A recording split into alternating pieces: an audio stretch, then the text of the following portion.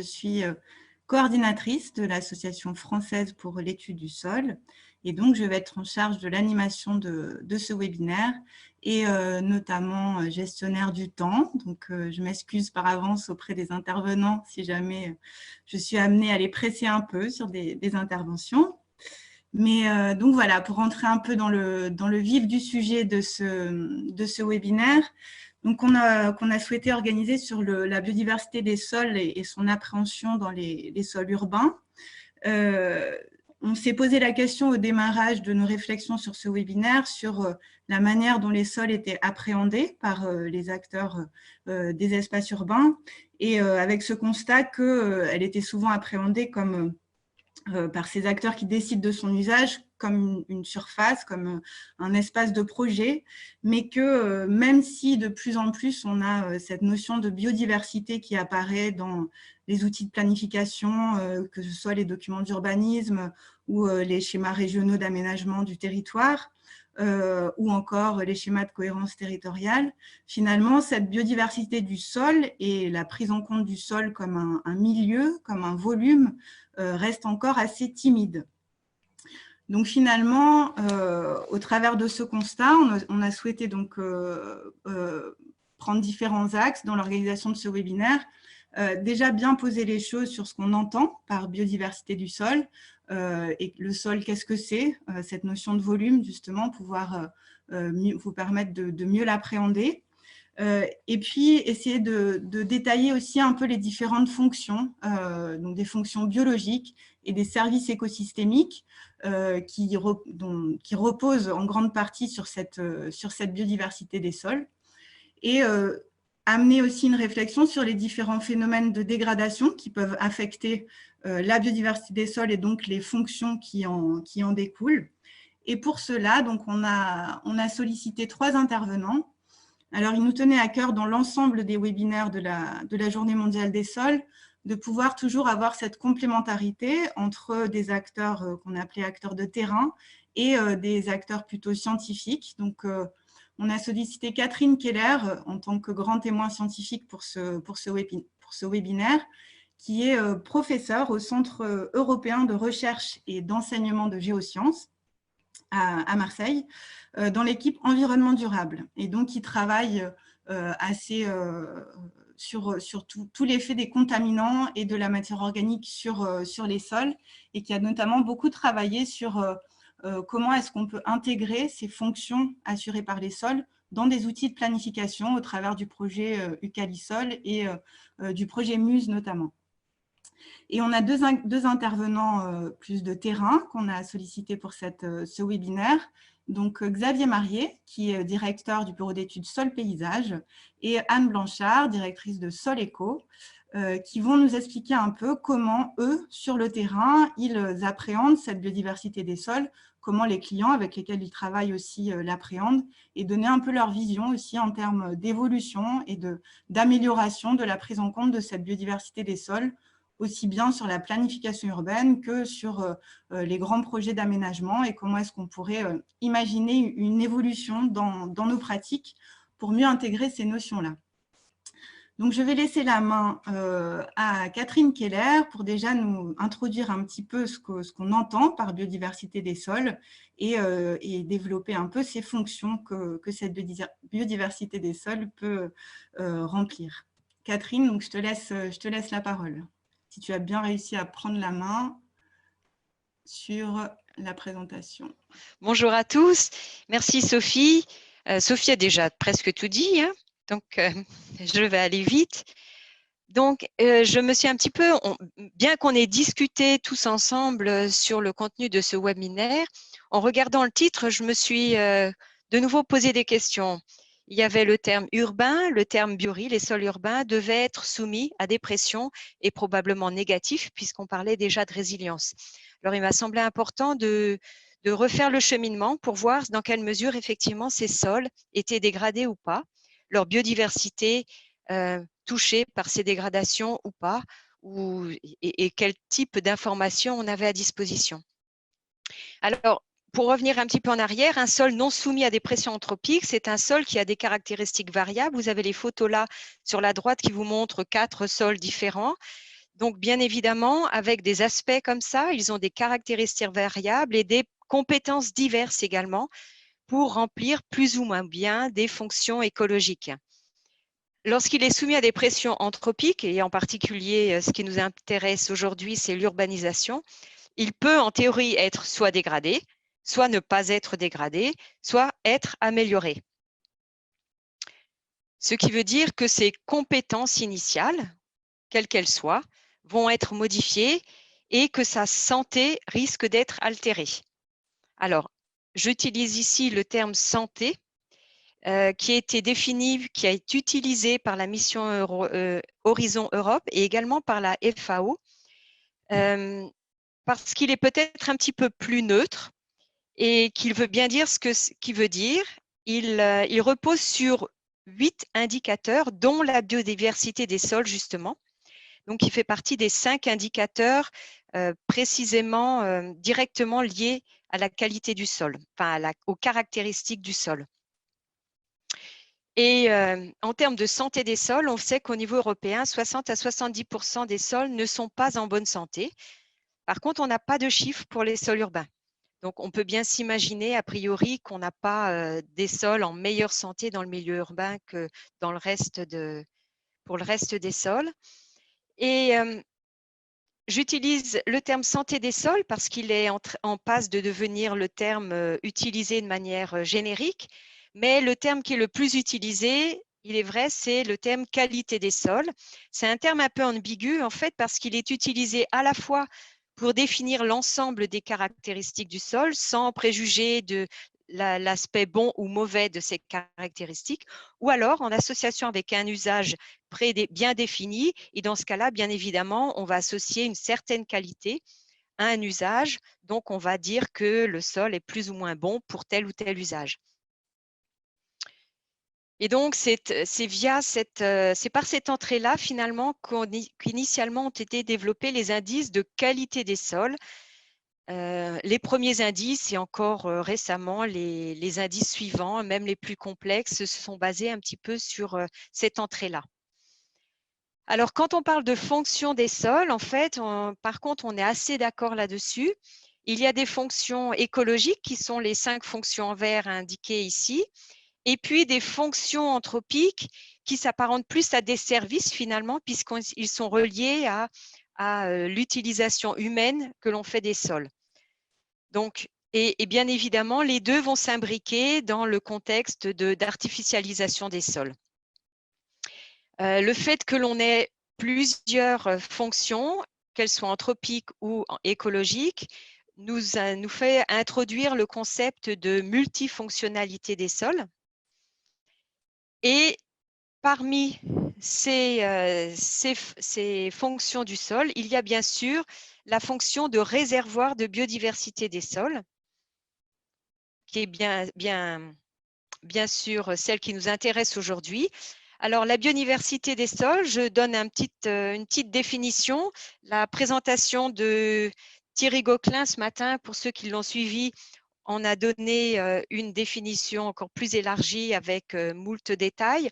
Moi, je me contenterai de dire que c'est la variété des formes de vie animale, végétale et microbienne présentes dans un sol par au moins une partie de leur cycle biologique.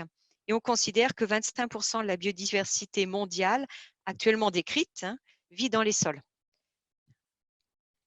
Donc, on a ici, quand on parle de biodiversité, on a une diversité à la fois des organismes, comme vous voyez sur les photos. Ces organismes ont des fonctions différentes et on a des diversités de fonctions biologiques que l'on étudie de manière distincte, souvent, de la diversité des organismes. Alors maintenant, quand on parle de sol urbain, de quoi parle-t-on? Ça, c'est également un grand débat. Ça dépend un petit peu de la personne qui va en parler. Globalement, on dit que les zones urbanisées représentent environ 10% des surfaces terrestres et qu'elles sont en augmentation. Ce qui se passe, c'est que souvent les sols de ces zones sont appréhendés essentiellement de manière surfacique, comme l'a dit Sophie tout à l'heure, et ils sont identifiés plutôt par leur occupation du sol ou usage. Donc, on va parler de sols support des infrastructures, de sols des zones industrielles ou des sols des jardins privés et des potagers. Donc, on est là plutôt, même si on identifie les usages, on est plutôt dans une approche 2D, on voit le sol plutôt comme support de ces différentes activités. Or, hormis le sol en tant que support d'infrastructure, tous ces sols sont en général non scellés et donc sont perméables et vont avoir également cette profondeur que l'on a vu également pour les sols naturels. Donc, on peut se demander de nouveau ici s'ils sont véritablement dégradés, non dégradés, jusqu'à quel point, ou améliorés. Quantitativement, on peut noter aussi qu'ils sont non négligeables, puisque l'on a calculé que si on regarde juste les sols des jardins ou la surface des jardins privés, eh bien, on atteint une surface qui est 4 fois supérieure à celle des réserves naturelles françaises, donc une réserve dans sol particulièrement importante et qui doit être gérée de manière adaptée.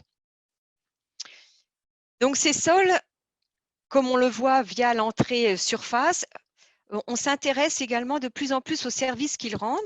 Et ces services correspondent aux services qui sont rendus par les sols naturels avec quelques petites spécificités.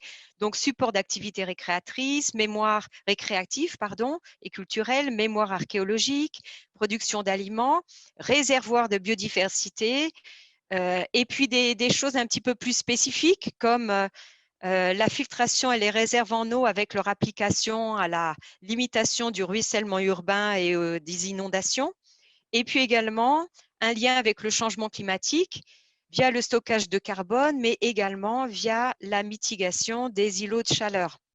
Donc, la biodiversité des sols est à la fois un service, enfin le sol était la biodiversité, le réservoir de biodiversité dans les sols est à la fois un service rendu, mais cette biodiversité elle-même rend des services. Donc, on a un petit peu une boucle de rétroaction entre les différents services rendus par les sols. Donc, bien évidemment, il est important dans ce contexte-là de savoir quelle est leur qualité, leur santé et comment optimiser, réhabiliter éventuellement leur état. Alors, à quoi ressemble-t-il ? Globalement, si on prend donc la profondeur du sol, l'aspect 3D, on a également un ensemble très hétérogène de sols, si on se place du point de vue du pédologue, avec des caractéristiques diverses, une santé probablement variable qu'on ne connaît pas forcément, une multifonctionnalité souvent à définir. Une de leurs spécificités, c'est une très forte hétérogénéité verticale, comme vous pouvez le voir sur les photos, donc des changements abrupts le long de la profondeur. Également, une forte hétérogénéité horizontale. Si vous voyez les diapositives numérotées 1 et 2, ces deux sols-là sont distants seulement de 1 mètre. Que sait-on de ces sols urbains? Des choses assez diverses et assez morcelées, on va dire. Tout d'abord, on a un a priori négatif sur leur qualité. On les considère comme dégradés, voilà, par rapport à un état naturel. Vous avez un exemple ici qui vous montre qu'avec une augmentation de l'artificialisation qui est matérialisée par le fait de passer de parcs à des zones de trafic, on a une diminution de la capacité d'atténuation naturelle des polluants dans les sols urbains. Et bien évidemment, cette capacité d'atténuation naturelle est à mettre en relation avec la qualité de la biodiversité de ces sols. Ça, c'est une impression qui a été plus ou moins quantifiée. Dans ce cas précis, en réalité, on a des connaissances très ponctuelles de leurs caractéristiques physiques, chimiques et biologiques. Et par exemple, on n'a pas de carte des sols pour les zones urbaines. On en a pour les zones agricoles au niveau national, mais on n'en a pas pour les zones urbaines. Ce que l'on a, qui commence à être développé, c'est la base de données BD-Sol-U du BRGM, qui compile les données de contamination uniquement des sols urbains. Mais là encore, cette base de données est très partielle, elle est en cours de constitution. Et pour vous donner un exemple, si on prend la ville de Marseille, on aurait dû être tous à Marseille, eh bien, il n'y a que 6 points qui sont publiés. Donc, très, très peu par rapport à la surface de la ville. Donc, bien évidemment, si déjà le point qui intéresse le plus en général les sols urbains, qui est la contamination, est si peu renseigné, c'est si peu connu, on peut bien se rendre compte qu'en termes de biodiversité, les connaissances sont également limitées. Alors, il y a eu quand même une expertise collective en 2017 sur les sols artificialisés et il a été fait une synthèse sur la biodiversité. Et dans ce contexte, eh bien, il a été montré qu'il y a effectivement un effet des facteurs d'artificialisation, un effet négatif globalement sur la biodiversité, que ce soit par exemple pour les deux cas que vous avez présentés ici, les micro-organismes du sol ou la macrofaune.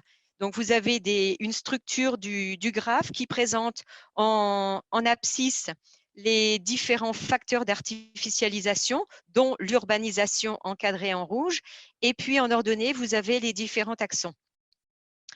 Et plus c'est rouge, plus l'impact est négatif, plus c'est vert, plus l'impact est positif. Donc, la conclusion s'impose d'elle-même. Par contre, une autre sortie de cette méta-analyse nous dit qui est très importante également, c'est qu'il y a très peu de données. Les chiffres dans les carrés vous donnent le nombre d'informations élémentaires pour chaque cas. Donc, quand vous voyez l'ensemble des données, ça correspond à des articles qui ont été compilés au niveau mondial. Eh bien, vous voyez qu'il y a relativement peu d'informations à disposition. Donc, comment intégrer la biodiversité dans l'évaluation de la multifonctionnalité des sols urbains? Vous voyez qu'on part de très loin. On part de très loin parce qu'on connaît peu les sols urbains et on connaît finalement encore moins leur biodiversité. Alors, on a quand même 3 portes d'entrée, on va dire. Utiliser les organismes pour monitorer la bioaccumulation, les utiliser pour des tests écotoxicologiques en tant que bioindicateurs. C'est un petit peu toute l'idée du projet bioindicateur de l'ADEME. Dans ce cas, on va utiliser un organisme ou un taxon pour tester. Donc, on ne va pas prendre toute la biodiversité. Ou on peut encore essayer d'intégrer la biodiversité, quel qu'en soit, quel qu'en soit le périmètre, on va dire, dans un indice global pour essayer de caractériser la multifonctionnalité des sols ou sa polyvalence d'usage selon les modalités à définir. Mais là encore, on est assez loin. La multifonctionnalité, en particulier pour les sols urbains, est peu abordée dans les documents d'urbanisme. On est encore dans un contexte de construction au niveau de la multifonctionnalité et son appréhension dans la gestion du territoire. Et je dirais qu'en pratique, il y a 3 points sur lesquels il faut réfléchir. C'est d'une part, penser véritablement à un changement de paradigme pour passer de la 2D à la 3D de manière systématique dans l'appréhension des sols urbains et de leur biodiversité. D'autre part, avoir une vision holistique du sol et par petits bouts, c'est-à-dire ne pas prendre chaque paramètre ou chaque organisme du sol individuellement, mais essayer de voir l'entièreté de cet écosystème. Et puis ensuite, développer des outils nécessaires à la fois pour caractériser cette biodiversité et puis l'intégrer ensuite dans l'évaluation de cette multifonctionnalité. Donc, tout un programme en pratique. Donc, je laisse la parole à mes collègues pour donner les exemples et de la manière dont on peut effectivement intégrer tout cela. Je vous remercie. Merci Catherine pour cette introduction qui pose très bien les contours finalement de la compréhension qu'on a aujourd'hui de la biodiversité au sein des sols urbains.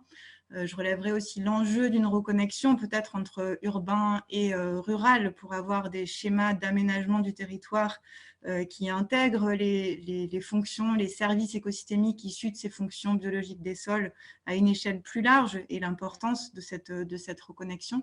On aura l'occasion d'en rediscuter après les échanges au cours des échanges avec Anne et Xavier. Donc, je vais juste donner la main à Noémie Pousse pour voir si on a déjà des questions de la part des participants. Oui, merci Sophie, merci pour cette présentation. Donc pour l'instant, une seule question. N'hésitez pas à poser vos questions sur le chat ou dans l'outil questions et réponses.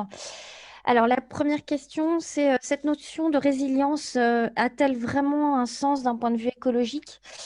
Du coup, je ne sais pas, est-ce que vous avez des éléments de discussion là-dessus, de réponse?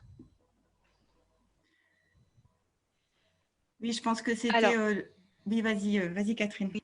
Bah, disons qu'en tout cas, d'un point de vue scientifique, il est clair qu'on n'a pas encore énormément d'informations concernant ces aspects-là, d'informations objectives et généralisables. Ce que je peux dire, c'est lorsque l'on regarde la méta-analyse qui a été effectuée par l'expertise collective sur les sols artificialisés, on note quand même qu'il y a des petites cases vertes qui permettent d'envisager une évolution positive en fonction de… Une évolution positive, alors avec ou non intervention de l'homme, pour ce type de sol. C'est-à-dire que je prendrais la chose à l'envers. Peut-être que la résilience n'est pas encore avérée. On peut l'espérer et l'envisager. Mais ce qui est clair, c'est que la dégradation n'est pas une direction inéluctable pour les sols urbains. Mais est-ce que ça ne dépend pas de l'impact parce que vous avez dit qu'il y avait plusieurs types d'urbanisation. Donc j'imagine très bien qu'un jardin, voilà, ça peut être très résilient. Est-ce qu'une route qui a été bitumée, est-ce qu'il peut y avoir effectivement une résilience ou Je pense qu'objectivement, là, je ne pourrais pas répondre à cette question. Vu les connaissances actuelles sur ces sols-là, c'est très… Il y a un autre aspect, par contre, que l'on peut noter, c'est que ces sols artificialisés, souvent, sont constitués ne sont pas des sols naturels qui ont été dégradés par décapage ou autre. Enfin, ça peut être ça, mais il y a également beaucoup de sols qui sont des technosols, ce qu'on appelle des technosols, des anthroposols, des sols fortement modifiés dans lesquels l'homme a apporté du matériel, etc. Et ces nouveaux matériaux vont évoluer. Et ce que l'on a l'impression de voir, tout au moins au niveau des paramètres physico-chimiques, mais c'est peut-être vrai, ça a été montré également dans certains types de technosols pour la biodiversité, une évolution relativement rapide et plus rapide que ce que l'on pensait, plus rapide que ce que l'on voyait dans les sols naturels. Voilà. Donc, Ok. mais maintenant, si on prend par exemple les sols aux alentours des routes, et les sols des ronds-points, ce sont effectivement des sols très, très impactés. Et objectivement, quand on regarde la littérature, pour moi, il n'y a pas suffisamment de données encore. Et en particulier, on y reviendra peut-être dans la conclusion, de données sur le long terme qui permettent de suivre la dynamique d'évolution pour pouvoir parler de résilience à proprement parler. Voilà. Alors ça y est, les questions affluent. Donc, Ah oui, j'aurais mieux fait de me taire et de dire que je ne savais pas répondre. Une question sur les outils qu'on pourrait envisager pour observer, caractériser la biodiversité des sols urbains. Oh, mais ça, ce sont mes collègues qui vont en parler juste après. Donc, je ne vais pas dévoiler le sujet. Ok. Ensuite, alors une histoire de gazon. Un maire qui souhaiterait remplacer le gazon d'un stade de sport avec un gazon artificiel. Est-ce que c'est une perturbation grave pour la biodiversité des sols ou pas? Oui, bah, quand même. Grave. Après, le problème est de savoir si ce fameux gazon, je ne suis pas une spécialiste du gazon des terrains de foot, je dois dire. J'essaie de rester assez éloignée de ces endroits-là. Mais après, il faut savoir ce qui a été fait en dessous de ce gazon artificiel, ce qui a été mis. Si c'est sur un sol qui est resté intact ou partiellement intact, ou si on a imperméabilisé. Je ne sais pas comment on construit Quelqu'un peut-être est plus compétent que moi parmi mes collègues pour expliquer comment un terrain de foot avec gazon artificiel est construit. Mais Peut-être qu'on si… pourrait… Oui. Ouais. Je pense que ça, on pourra en discuter plus tard. Peut-être qu'on pourra y revenir effectivement juste après et Ouais. aborder cette importance du diagnostic. Et je pense que Xavier et Anne pourront également apporter des éléments là-dessus.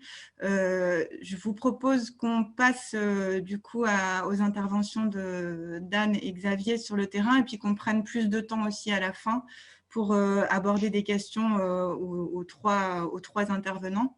Ma première question à Xavier et Anne, c'était finalement, dans votre activité, quel est votre constat sur la manière dont la biodiversité des sols est appréhendée par les acteurs avec lesquels vous travaillez?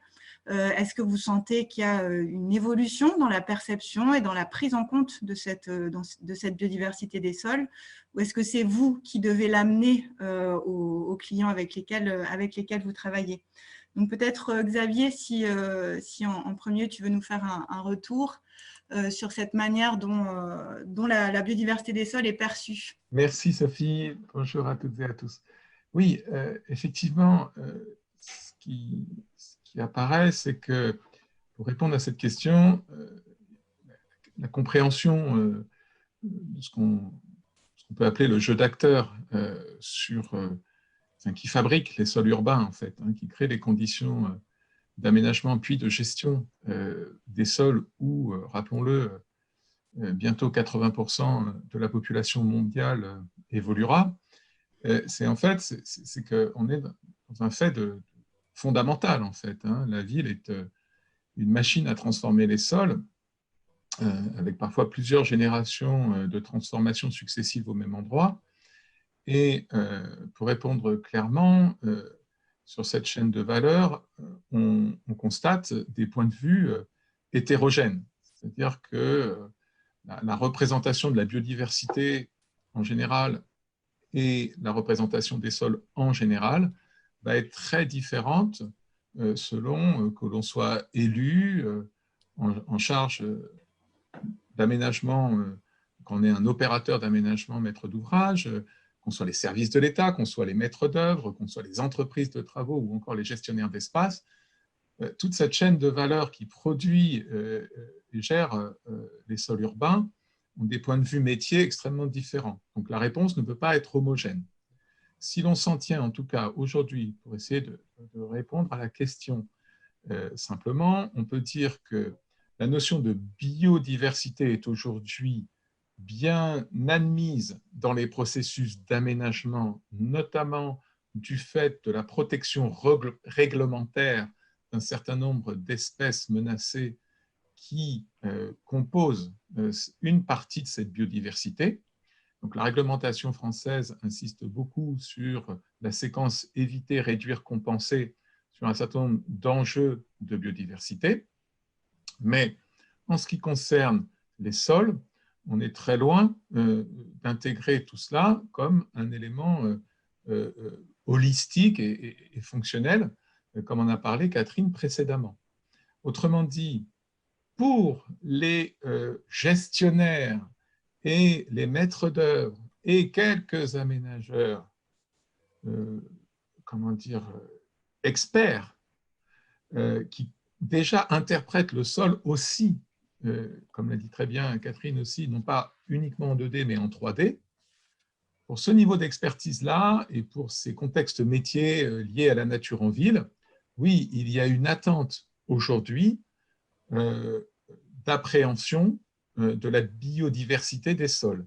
Et on va voir dans les exposés suivants qu'il nous faut progressivement réussir, avec l'encadrement scientifique nécessaire, à répondre à cette attente, mais en modérant aujourd'hui ce qu'on proposera en termes de diagnostic et d'ingénierie, à la fois aux conceptions, mais aussi aux capacités d'évaluation, aux analyses qu'on peut faire sur in situ ou en laboratoire pour caractériser cette biodiversité.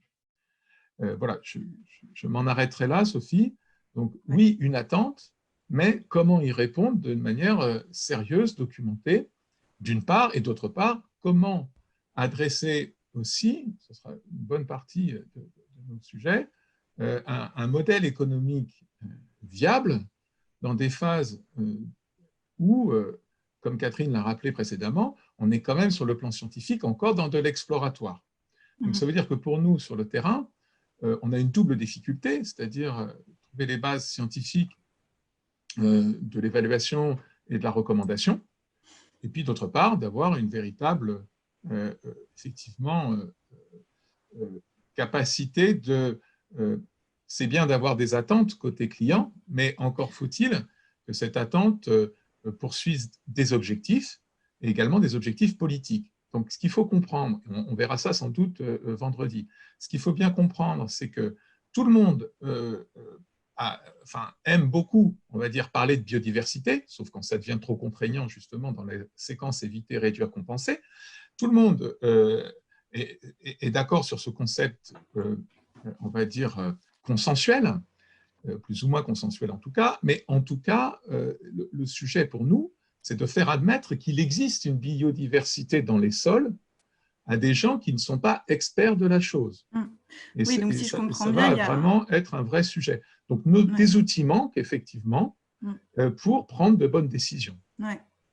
Et Anne, de votre côté, donc après une thèse en sciences du sol et urbanisme, vous avez décidé donc de créer votre bureau d'études, Sol Eco.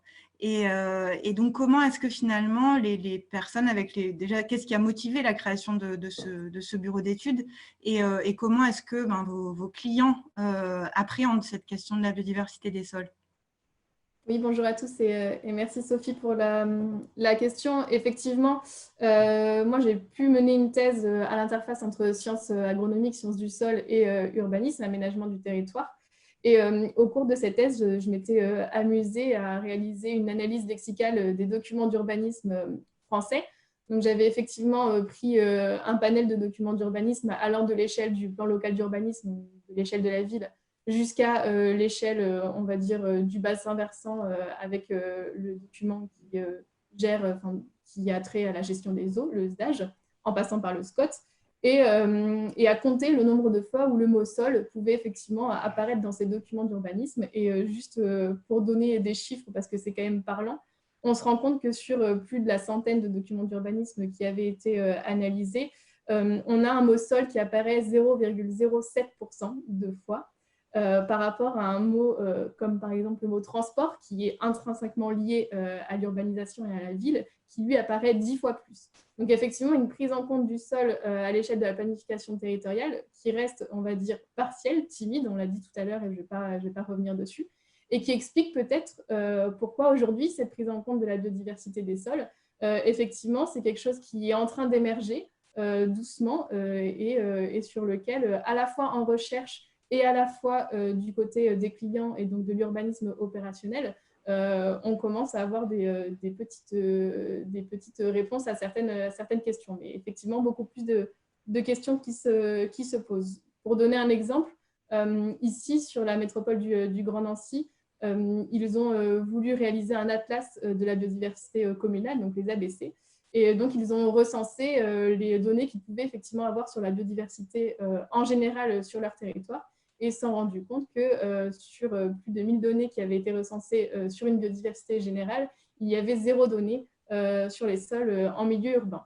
Donc effectivement, là, ça montre clairement un besoin de connaissance de ces systèmes, et puis donc, on le reverra aussi par la suite des exposés, un besoin de diagnostic et d'inventaire, et donc d'outils opérationnels pour réaliser ces diagnostics.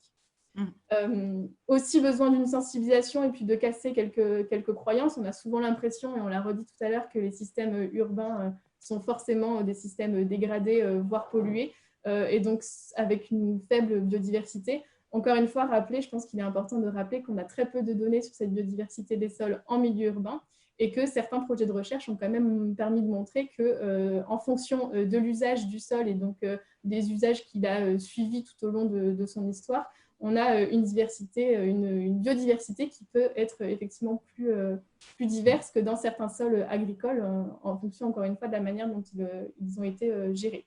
Et puis, pour conclure, dire que effectivement, avec tous les enjeux de transition écologique, de développement durable, de prise en compte de l'environnement, on a ces questions qui commencent à émerger auprès des collectivités territoriales, mais aussi des acteurs de la maîtrise d'œuvre, architectes, urbanistes, paysagistes, et que cette biodiversité des sols, c'est vraiment une porte d'entrée pour prendre en compte la qualité des sols. La biodiversité, c'est une notion qui parle à beaucoup. Effectivement, on n'a pas d'espèces protégées aujourd'hui dans les sols en milieu urbain parce que, comme on l'a dit, on manque de données. Mais en tout cas, c'est une porte d'entrée qui marche beaucoup et qui, nous, avec les clients, permet effectivement d'aborder cette notion des sols et de la prise en compte des sols dans les projets urbains. Ouais, donc un volet sensibilisation aussi que vous développez. Alors justement, pour mieux comprendre vos activités respectives dans vos bureaux d'études, peut-être Anne, si vous pouvez nous donner un exemple de projets sur lesquels vous travaillez. Oui, alors il y a effectivement des exemples qui peuvent être développés. On a dû choisir, c'était dur. Ce premier exemple, c'est un exemple de projet qui a été sollicité par la métropole de Besançon, sur le campus universitaire à Besançon, et qui est porté par une équipe de maîtrise d'œuvre qui est conduite par le bureau de paysagiste Altitude 35. Et donc, les enjeux initiaux du projet étaient effectivement de pouvoir unifier le campus universitaire avec sa partie nord et sa partie sud, et puis d'adapter un campus qui avait été développé dans les années 60 aux usages et aux nouveaux usages du 21e siècle. Alors, très vite, la question des sols, si on passe sur la diapo suivante, la question des sols s'est posée, notamment parce qu'aujourd'hui, et c'est le cas de plus en plus de collectivités, un objectif pour la métropole d'atteindre cette zéro artificialisation nette. Et puis aussi des volontés un peu plus techniques et opérationnelles, on va dire, sur site, notamment celle de pouvoir récupérer les eaux à l'échelle du campus. Et ensuite, une sensibilité, là, à la fois de la part du bureau d'études, du bureau de paysagistes Altitude 35, mais aussi de la maîtrise d'ouvrage, de favoriser un fonctionnement biologique des sols. Donc, le projet, il y a eu 4 usages de référence qui ont été prédéfinis par l'équipe de maîtrise d'œuvre et par l'équipe de maîtrise d'ouvrage, qu'on peut voir sur la figure de droite qui sont représentés avec les 4 couleurs différentes. Donc, des usages de bois, de prairies, d'alignement d'arbres et des usages d'espaces non exploités, donc d'espaces ouverts. Donc, c'était ces usages qui étaient attendus ensuite. Nous, on a pu effectivement mettre en place un plan d'échantillonnage qui permettait de caractériser à la fois les indicateurs physiques et chimiques du sol. On pourra en rediscuter après, mais c'est vrai que nous, quand on étudie la biodiversité des sols, on étudie aussi l'habitat, donc effectivement ces indicateurs physiques et chimiques. Et puis, un échantillonnage d'indicateurs biologiques, et donc là, spécifiquement, est focalisé sur la macrofaune. Donc, sur quel organisme, quand vous parlez de macrofaune, c'était sur quel type d'organisme? On passe sur la diapo juste après. Okay. Vous avez effectivement les 2 figures de résultats qui permettent de montrer donc, la figure à gauche qui représente un seuil de diversité, donc la richesse taxonomique de la macrofaune qui a pu être observée sur le site en fonction effectivement des différents milieux qui ont été observés. Donc là, on peut effectivement voir que la richesse taxonomique est supérieure pour le milieu bois et plutôt moyenne pour le milieu prairie.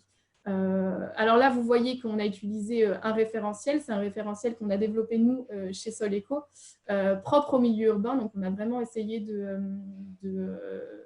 caractériser et de comparer ces résultats avec des résultats issus de milieux urbains et non de milieux naturels ou forestiers.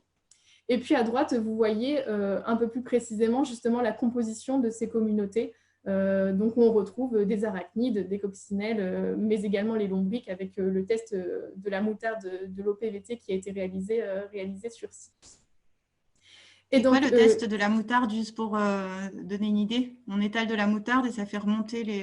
Alors, vous mélangez dans des proportions bien définies de la moutarde Amora fine et forte, c'est important de préciser, dans de l'eau. Vous mettez tout ça dans un arrosoir et ensuite, effectivement, vous étalez sur un quadrat, donc une surface bien définie sur le sol. Vous arrosez avec ce mélange eau plus moutarde. il y a un pas de temps à attendre. Et puis là, on observe effectivement la remontée de vers de terre. Et puis ensuite, on a l'OPVT a permis de mettre en place une clé de détermination qui nous permet effectivement de déterminer les lombriques qui remontent. Donc, voilà un test que vous pouvez faire chez vous. Voilà, c'est ça, qui est facilement accessible sur Internet et qui effectivement peut être réalisé avec les moyens du bord. Et Mais donc, pardon, je vous ai coupé. pas de souci. Ces résultats ont permis effectivement de rédiger une charte de gestion des sols. Nous, l'essentiel, c'est de pouvoir répondre à la question, est-ce que effectivement les usages qui étaient prévus de bois, d'arbres, d'alignement d'arbres et de prairies étaient compatibles avec les caractéristiques physiques, chimiques, mais aussi biologiques des sols en place. Et sinon, alors est-ce qu'il fallait modifier, on va dire, la localisation de ces usages, ou alors est-ce qu'on pouvait effectivement venir modifier à la marge les sols pour qu'ils répondent aux usages attendus. Donc, on a rédigé cette charte de gestion des sols. On a proposé aussi une liste d'essences végétales adaptées aux caractéristiques des sols en place pour que effectivement, ça puisse aussi répondre à ce maintien du fonctionnement biologique du sol. Et puis, un projet qui, on l'espère, permettra un suivi de la biodiversité au cours du temps pour essayer effectivement d'évaluer l'impact des futurs aménagements sur la qualité des milieux en place. Et donc, le deuxième exemple, oui, le deuxième exemple, je vais aller très, très rapidement. Là, c'était pour répondre à la question notamment qui a été soulevée tout à l'heure sur le fait que les jardins urbains représentent quand même une très grande superficie en France d'espaces verts et où on a forcément du mal, soit nous les chercheurs, soit nous les experts, à pouvoir intervenir.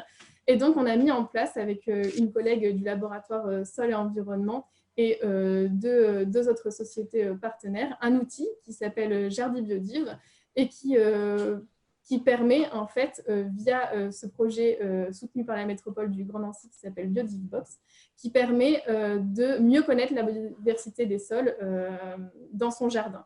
Donc, c'est effectivement un outil qui permet de répondre au contexte de l'érosion de la biodiversité et d'un besoin, nous, experts et chercheurs, de pouvoir avoir accès à de plus en plus de données sur cette biodiversité des sols urbains.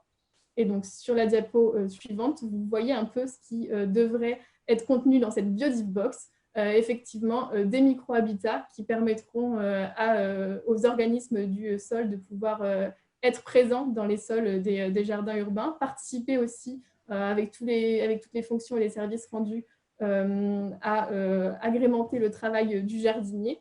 Et puis beaucoup de fiches explicatives sur à la fois les organismes, les rôles, les fonctions de ces organismes dans le sol, la manière de les protéger, les habitats voilà, dans lesquels ils évoluent. Et puis une application mobile qui permettrait aussi d'échanger des bonnes pratiques, mais aussi les données retenues, et puis qui seraient voilà, les données qui seraient agglomérées dans une base de données, on l'espère, qui permettrait de constituer voilà, une base de données importante sur la biodiversité des sols des jardins urbains.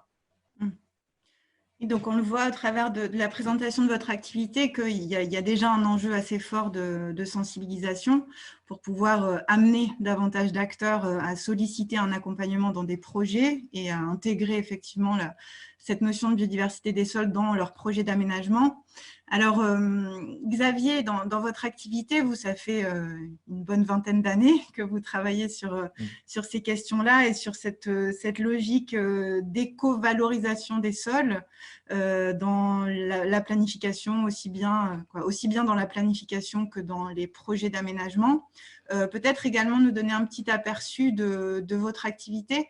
Alors, j'avais sauté, je pense, la diapo où vous présentiez justement vos travaux qui partaient vraiment du terrain jusqu'à la carte de fonctionnalité et ces essais finalement que vous avez commencé à faire, qui rejoignent d'ailleurs un peu les travaux de Catherine Keller sur le projet Eucalisol et Muse, sur ces cartes de polyvalence des sols ou de fonctionnalité. Donc peut-être nous expliquer un petit peu vos démarches et puis donner un exemple de projet dans lesquels, pour mieux se figurer un peu votre activité. Oui, c'est vrai, merci de préciser cela. C'est vrai que 25 ans, en fait, hein, Sophie, si vous voulez.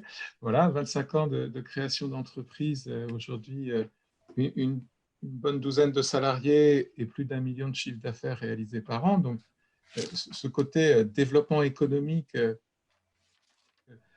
ce sujet de biodiversité des sols s'inscrit dans un contexte plus global d'appréhension des sols en 3D. Et en ce qui nous concerne, on y reviendra ultérieurement sur la présentation d'un projet d'innovation, mais il faut savoir où nous en sommes aujourd'hui des pratiques du marché, en fait. Qu'est-ce qu'on arrive à vendre sur le marché auprès des opérateurs?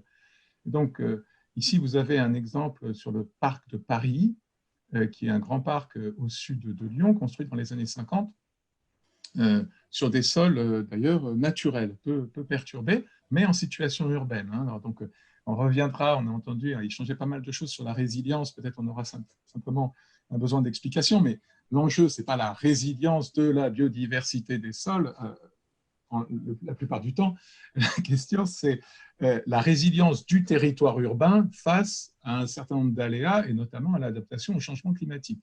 Et la question qui nous était posée à Paris, c'était en fait, est-ce qu'on peut faire face d'une part à une dégradation du patrimoine arboré constaté ces dernières années de sécheresse, parce que les boisements en fait commencent à dépérir du fait des sécheresses cumulées en région lyonnaise depuis ces dernières années, d'une part, et puis d'autre part, est-ce que ces parcs, si on adapte leur gestion, pourront-ils apporter des services de réduction des îlots de chaleur urbains aux populations riveraines notamment, et puis à une autre échelle de territoire.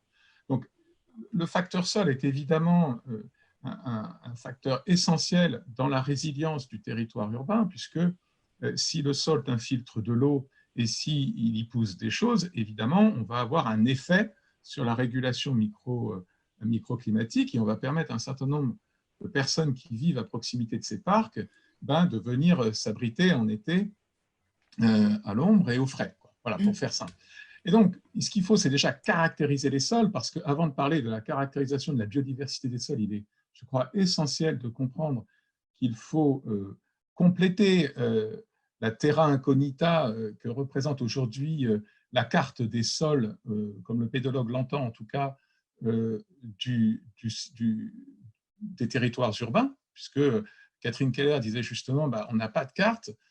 Effectivement, on n'a pas de carte, mais en fait, nous, on en vend beaucoup de prestations pour produire des cartes dans des endroits précis, mais à une échelle qui n'est pas l'échelle du référentiel national. Et donc, en fait, chaque territoire va pouvoir progressivement investir dans la connaissance de ces sols en produisant des cartes à une échelle qui est beaucoup plus proche du 5 millième que du 250 millième, si vous voulez. Donc, on produit bien des cartes pédologiques à partir d'observations qui sont qualifiées et normatives scientifiques, sur comment on décrit un sol et comment on agrège un certain nombre de données par horizon, etc. Donc, on peut faire des cartes descriptives des sols, mais on va interpréter ces cartes descriptives en cartes de fonctionnalité. Donc, vous avez sur la droite ici un exemple d'expression de la réserve utile des sols telle que décrit au milieu.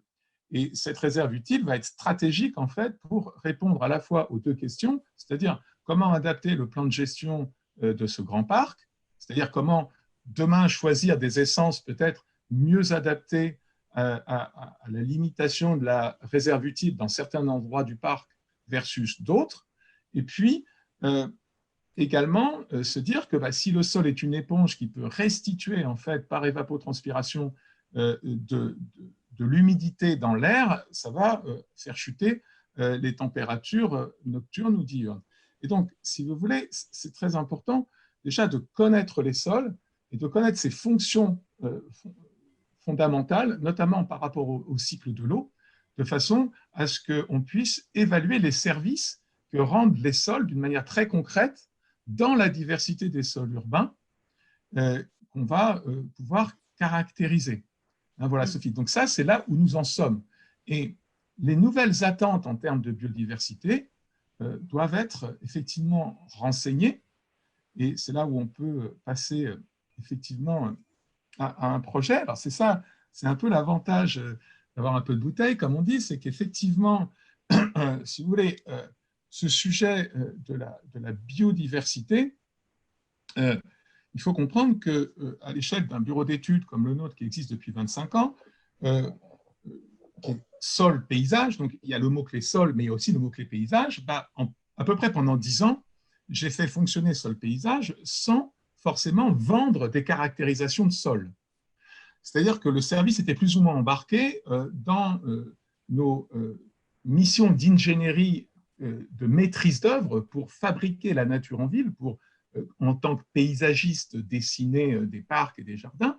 Mais donc, on avait comme valeur ajoutée le fait de connaître les sols dans ce contexte. Et en 2006, en fait, on a commencé à embaucher des ingénieurs agronomes, et non plus des ingénieurs paysagistes uniquement, pour développer un véritable marché de caractérisation des sols. Bon, en ce qui concerne la biodiversité, les choses ont été très progressivement, puisque si en 2006, on lance une ligne de produits de caractérisation de sol pour produire les cartes que je viens de vous montrer, on s'intéresse au nouveau modèle économique à travers les enjeux de biodiversité dès 2011, à travers un grand projet financé par l'ADEME qui s'appelle Union Biodive et qui permettait déjà de travailler sur un certain nombre de bioindicateurs, en tout cas d'indicateurs de fonctionnalité biologique dans les sols. Et à l'époque, on travaillait sur la biomasse microbienne essentiellement et les collemboles. Bon, on a fait un certain nombre de travaux de recherche qui sont complètement aujourd'hui disponibles sur la bibliothèque de l'ADEME. Et puis, on a voulu aller plus loin, il y a environ 3-4 ans, en se disant, on va faire une thèse ciblée sur un indicateur qui est aujourd'hui certainement d'avenir, qui est l'indicateur lombricien, parce que, en fait, l'avantage des vers de terre, c'est qu'on les voit et qu'ils font un peu consensus. C'est-à-dire qu'ils sont plutôt gentils. En plus, ils nourrissent les oiseaux, donc c'est super. Et alors, donc, si on étudie sérieusement, en fait, l'indicateur, enfin, les lombriciens en vue d'en faire un indicateur de fonctionnalité écologique, eh bien, on va produire une valeur supplémentaire qui vont être reconnues comme intéressantes à acheter par nos clients. Alors, aujourd'hui, on investit lourdement dans la R&D à travers une thèse CIFRE qui, on va le voir, se développe sur un autre programme aujourd'hui, qui est le programme Tram Biosol, qui répond à un autre appel à projet de recherche du ministère, et qui, en fait, suppose qu'on connaisse bien, dans un premier temps, effectivement, à travers la thèse de Jeanne. Excusez-moi, Sophie, il faudrait peut-être juste revenir sur la figure présente. Voilà. Aujourd'hui, si vous voulez, ce que je voulais dire, c'est que le client reconnaît l'intérêt d'une évaluation de la biodiversité dans la mesure où il ajoute dans ses prescriptions et dans ses lignes de prix, dans ses marchés à bons de commande de caractérisation de sol, des lignes de prix qui visent l'évaluation de la biodiversité. Et donc ça, vous le constatez concrètement dans l'évolution c'est aujourd'hui du ce qu'on marché. constate. Mais comme je vous le disais, Sophie, on le constate sur nos clients élites. Hein, c'est-à-dire que Anne en parlait tout à l'heure sur le fait que dans l'Atlas de la biodiversité du Grand Nancy, il y a 0 sujet biodiversité. Pourtant, le Grand Nancy est quand même héberge l'ENSAIA, comment dire, le laboratoire sol-environnement. Enfin, c'est des gens qui politiquement sont quand même très fléchés en relation avec le monde de la recherche là-dessus. Et pour autant, les commanditaires de la biodiversité sur le territoire n'avaient pas imaginé encore parler de sol. Donc, on trouve notamment à Lyon, dans notre marché à bon de commande sur Lyon, 3 lignes de prix. La biomasse microbienne, parce que c'est un indicateur d'activité biologique qui est normé et que produisent nos sous-traitants laboratoires agronomiques, notamment Auréa. Les nématodes, ils sont prescrits parce que nous sous-traitons à Elisol un certain nombre de caractérisations d'échantillons sur les enjeux nématodes en tant que bioindicateur fonctionnel. Et puis est arrivé également en 2020, dans la mise en concurrence 2019-2020, une ligne sur la préhension des vers de terre. Alors, d'ailleurs, je tiens à dire que pour évaluer fonctionnellement et quantitativement, qualitativement les communautés lombriciennes, aujourd'hui, l'OPVT, qui est l'Observatoire participatif des vers de terre, effectivement du laboratoire Ecobio à Rennes, prescrit plutôt d'éviter la moutarde et travaille sur un référentiel d'interprétation, sur un test bêche simple, mais sur une plage, une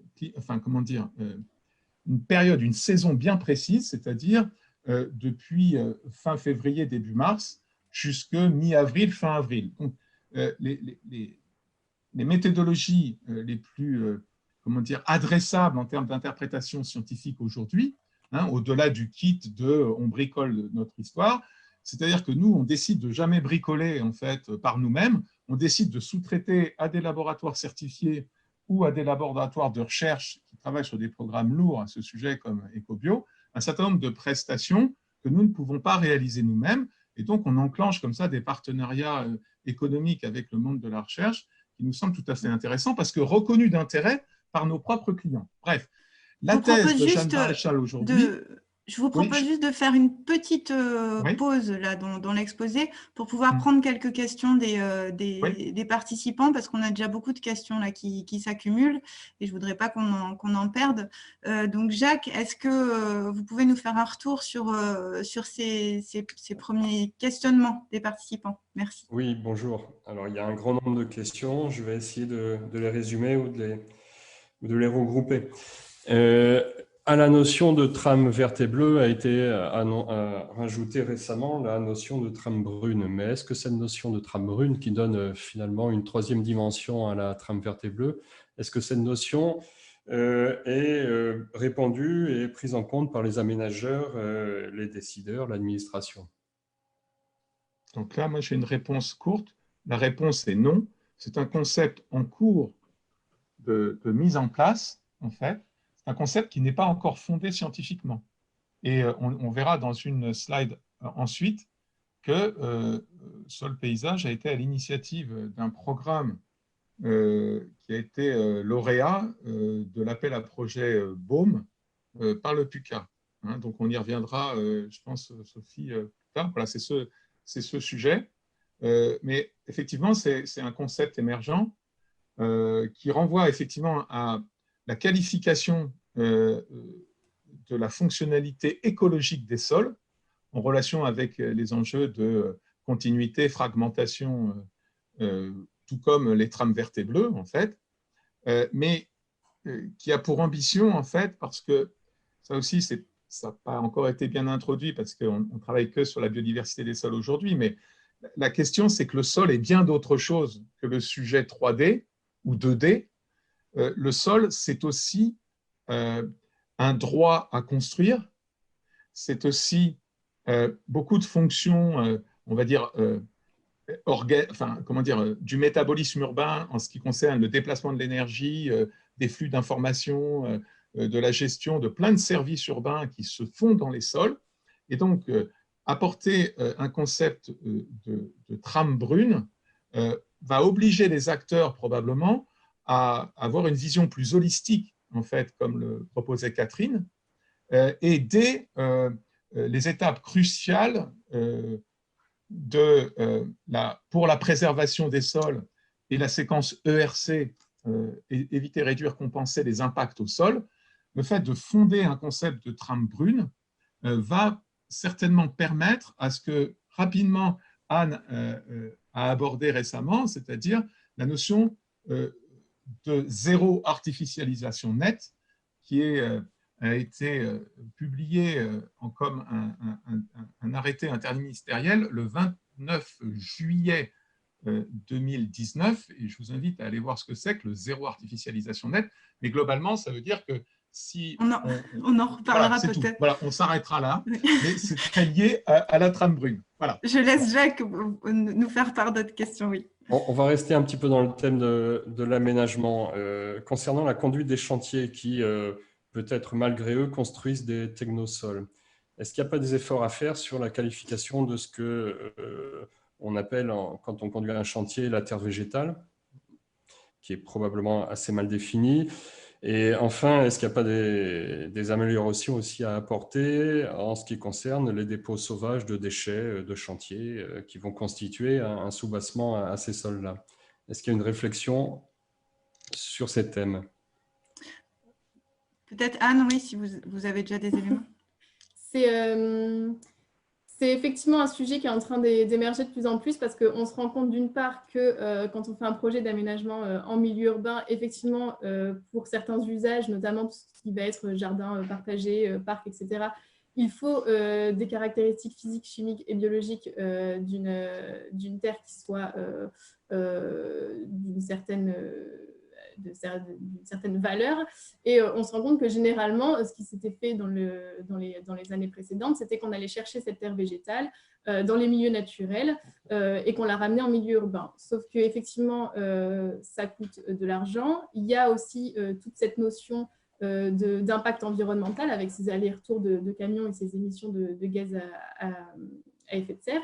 Et puis, on se rend compte aussi que cette ressource, elle devient finalement de plus en plus rare et qu'on parle là justement de sol d'une ressource non renouvelable. Donc, il y a effectivement, et c'est en train de commencer à faire, il y a des métropoles qui justement sont un peu en avance sur cette question. Moi, je pense justement, et Xavier l'a dit, à la métropole de Lyon, où ils sont effectivement en train de réfléchir à cette notion de comment on réutilise de la terre sur site. Qu'est-ce qu'on appelle la terre végétale? Effectivement, essayer d'avoir des critères d'appellation qui soient plus spécifiques et plus précis. Et puis, on a aussi, en milieu de la recherche, des projets qui visent à essayer de voir comment on pourrait réutiliser ce qui peut être qualifié de déchets, donc des matériaux inertes qui pourraient être réutilisés pour de la construction de sol. Donc là, on a plutôt affaire à ce qu'on appelle, dans le jargon scientifique, du génie pédologique. Pour ça, moi, je vous invite à regarder le projet SITER, SITE2RE, donc qui visait effectivement à faire des mélanges de substrats pour essayer de valoriser sur site des matériaux qui étaient considérés initialement comme du déchet. Et puis en termes de politique publique, pour pouvoir entrer dans ces logiques-là, on a quand même de plus en plus de services au sein des collectivités autour de l'économie circulaire. Et c'est vrai que ça peut être une bonne porte d'entrée pour impulser ce type de dynamique autour d'une économie circulaire des ressources en sol sur un territoire, dans les projets d'aménagement et dans la planification au sens large. Xavier, vous vouliez rajouter, ou Catherine, quelque chose sur cette… ou peut-être il y a beaucoup de questions, donc peut-être ouais, Jacques. c'est ça. Non, mais moi, j'ai juste une chose à dire, c'est que la terre végétale, en fait, c'est complètement substitué depuis des décennies dans les métiers de la nature en ville au concept de sol. Et c'est gravissime, et c'est un frein. C'est-à-dire que quand il s'agit simplement de creuser un trou, d'y baigner de la terre des champs issus du décapage de l'horizon superficiel, on dit que c'est l'acte de planter aujourd'hui qui est prescrit à 90%. Donc en fait, les concepteurs paysagistes qui réalisent les projets aujourd'hui en sont encore là. C'est-à-dire, tiens, j'ai besoin de planter un arbre, je fais un trou de 2, 5, 10, 15 mètres cubes parce que j'ai énormément de moyens, j'y baigne sur 1,50 m de la terre végétale et j'ai l'impression d'avoir fait mon métier. Donc il y a tout un enjeu d'acculturation des acteurs sur le fait qu'on doit prendre en compte la notion de sol et pas la notion de matériaux terre végétale qui aujourd'hui sont trop souvent confondus par les acteurs de l'aménagement. Et cette notion d'organisation finalement en horizon qui différencie le sol de la terre. C'est ça. Merci, la réponse est très claire. Alors, on va aborder là le sujet de la cartographie. Une question qui n'est peut-être pas facile de résoudre. Quel est le budget qu'il faut allouer à des missions de cartographie de sol urbain? Et puis après, est-ce qu'il y a des moyens de capitaliser ces informations cartographiques? Voilà. Alors là, je peux répondre, Anne? Je ne sais pas, Sophie? Bon, enfin, en tout cas, nous, on a des ratios puisqu'on pratique beaucoup ces cartographies. Donc, si vous voulez, selon les échelles de commande, il faut… alors nous, on aime bien parler au mètre carré parce que tous les bilans d'aménagement se font au mètre carré, de surface construite, etc. Et si vous voulez, sur les enjeux économiques généraux d'aménagement, quand vous produisez, par exemple, un espace public en ville, vous êtes sur des enjeux de l'ordre de 100 150 € du mètre carré d'investissement en ville, hein, et sur les espaces verts, on est souvent sur des investissements globaux qui sont calés entre 50 et 100 €. Eh bien, la caractérisation de sol rapportée à ces ratios-là, c'est entre 5 centimes et 50 centimes du mètre carré. Voilà, pour faire de la carto de ressources et de gestion à tout contrainte, comme en a parlé Anne, par exemple, sur le campus. Et je ne parle pas de caractérisation de la biodiversité des sols. Hein. Je dis simplement faire une carte des sols augmentée d'une carte de fonctionnalité. Donc, si vous voulez, ça veut dire que si vous mettez un facteur 10 000, c'est-à-dire qu'on est sur des investissements voilà, qui sont de l'ordre de 500 à 5 000 € l'hectare pour caractériser des situations cartographiques en ville. Et ça, c'est très important, ce ratio, parce qu'il génère une valeur qui va permettre de créer de l'emploi pour les pédologues. Hein, c'est-à-dire que pour les pédologues urbains, il faut créer de l'emploi. Alors, par exemple, Anne est promise très probablement un bel avenir dans son activité économique parce qu'il y a de l'intérêt, parce qu'il y a un marché. Et c'est ce marché qui permet de créer de l'emploi. Et ça, c'est super important et ça nous responsabilise, nous, à l'Association française d'études des sols, pour développer ces marchés. Parce que derrière ça, il y a des emplois pour nos jeunes et ça me semble vraiment important, quoi. Peut-être, Catherine, je ne sais pas si vous voulez réagir là-dessus, mais sur cette notion de la cartographie des sols urbains et derrière la difficulté finalement d'avoir un référentiel national. Comment est-ce que ce sont des collectivités du coup qui vont commander à des bureaux d'études à des échelles assez restreintes des cartographies. Après, est-ce qu'il y a déjà des systèmes qui permettent de centraliser ces cartographies et de les rendre accessibles pour d'autres collectivités? Est-ce que vous avez des informations là-dessus? Simplement le GISOL, c'est le groupement d'information sur les sols, qui est un groupement au niveau national qui a pour vocation à faire ça, pas seulement pour les sols urbains, mais pour l'ensemble des sols du territoire français. Et donc, ces données sont d'une part des données qui sont commandées, on va dire, par les ministères. On peut parler par exemple du réseau de mesure de la qualité des sols pour évaluer l'évolution des sols peu impactés, on va dire ça très très rapidement, pas tout à fait très juste. Et puis aussi, il y a eu une politique très importante et très importante encore actuellement et qui perdure, de bancarisation justement des données produites, d'analyse de sols produites par les bureaux, par les laboratoires d'analyse, dans des banques de données nationales accessibles à tous, moyennant certaines modalités, etc. Et bien sûr, ça ne sont bancarisées que les informations qui sont demandées par des privés, finalement. Des propriétaires privés, des organismes qui en ont besoin pour différentes raisons. C'est essentiellement pour les sols agricoles, souvent. Oui. Mais rien n'empêche d'avoir également des données qui viendraient d'autres endroits que les sols agricoles. Après, le problème aussi, c'est que ce sont des données qui restent pour l'instant, ne sont bancarisées que les données qui sont demandées. Donc, bien évidemment, on n'a pas tout le panel des informations et je pense que, comme pour les sols urbains, je pense que, et dans la continuité également de la banque de la base de données du BRGM, il serait judicieux effectivement de compiler toutes les données qui sont accessibles. Ce n'est pas fait de manière encore, à ma connaissance, pour les sols urbains de manière systématique. Après, en ce qui concerne les cartes, de nouveau, c'est la même chose. Le GISOL a compilé l'ensemble des cartes des sols, toutes les études de cartes de sol qui ont été faites sur le territoire français, quelle que soit l'échelle à laquelle elles sont faites.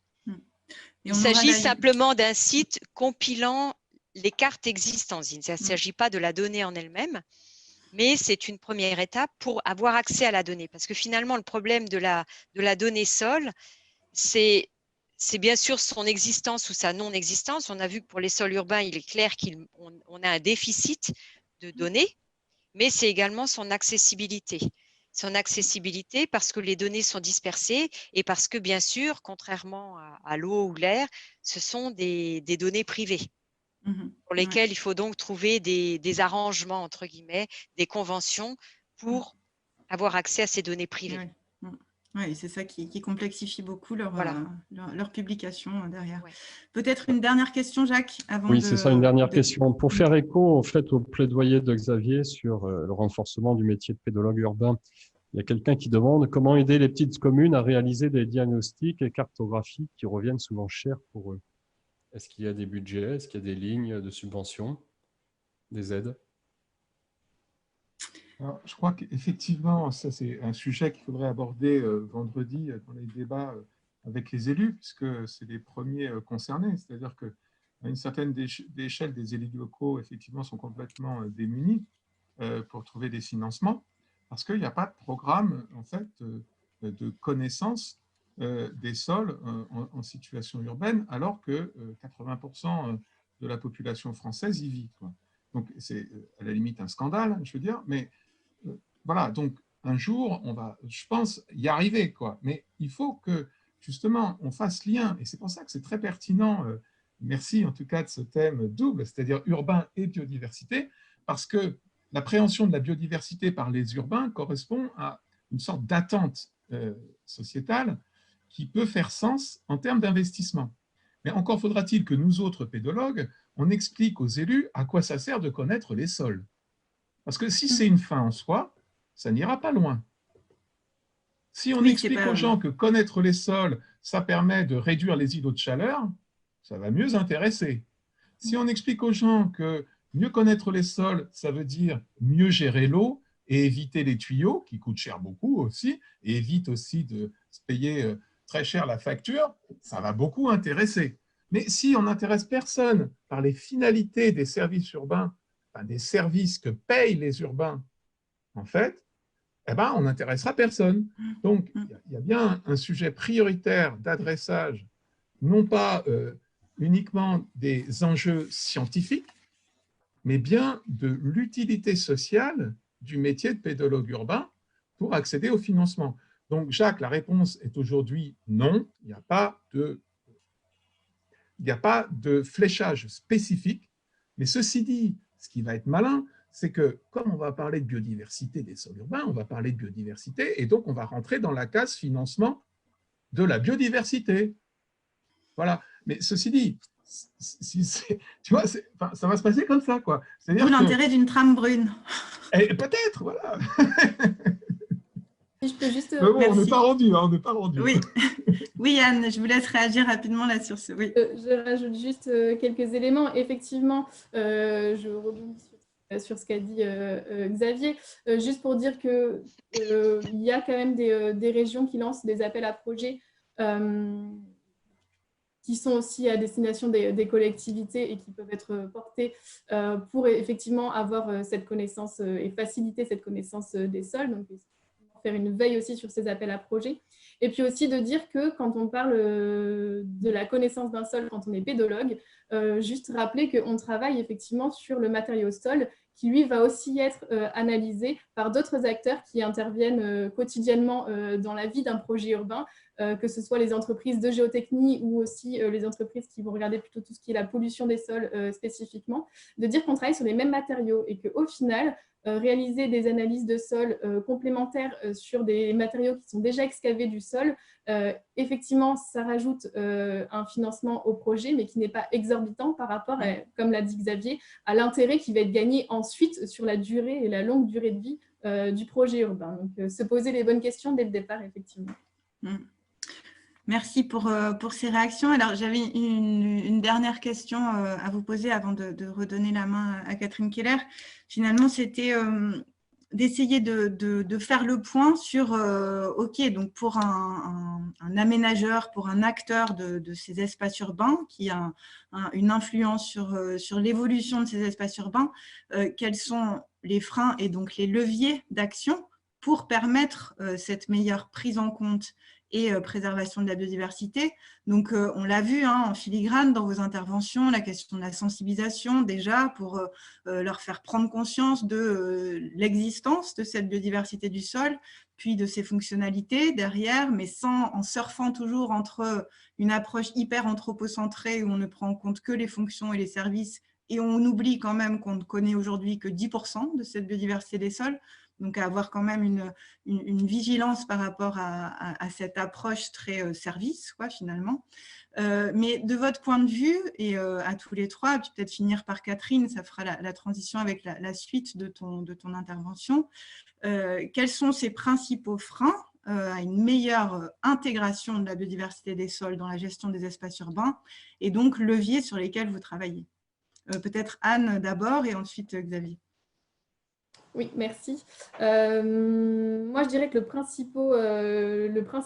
principal manque, et de toute façon, c'était aussi en filigrane de tout ce qu'on a pu se dire avant, c'est le manque de données. Effectivement, on a un manque de données déjà de la connaissance des sols en milieu urbain, encore plus de la connaissance de la biodiversité, donc des organismes qui vivent dans ces sols en milieu urbain.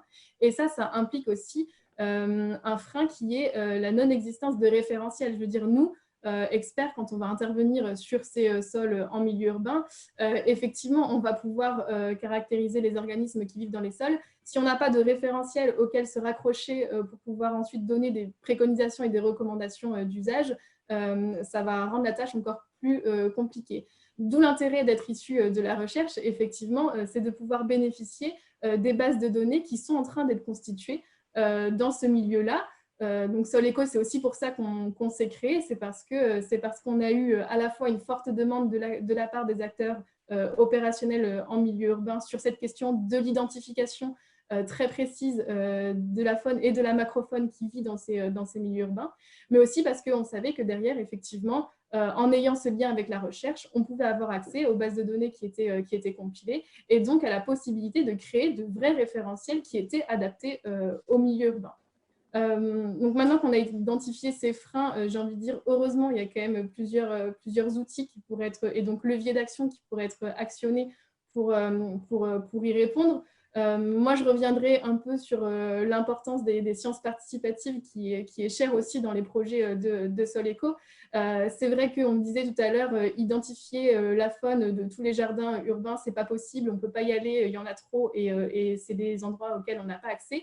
Mais si effectivement on développe des outils de sciences participatives qui soient bien adaptés et qui permettent à la fois aux citoyens de se sensibiliser, de se former à cette connaissance de la biodiversité des sols et puis de pouvoir faire remonter des données, par exemple à Soleco, et bien nous, ça nous permet ensuite d'aller plus loin dans l'identification et dans le traitement de ces données pour continuer à créer les fameux référentiels dont on discutait tout à l'heure.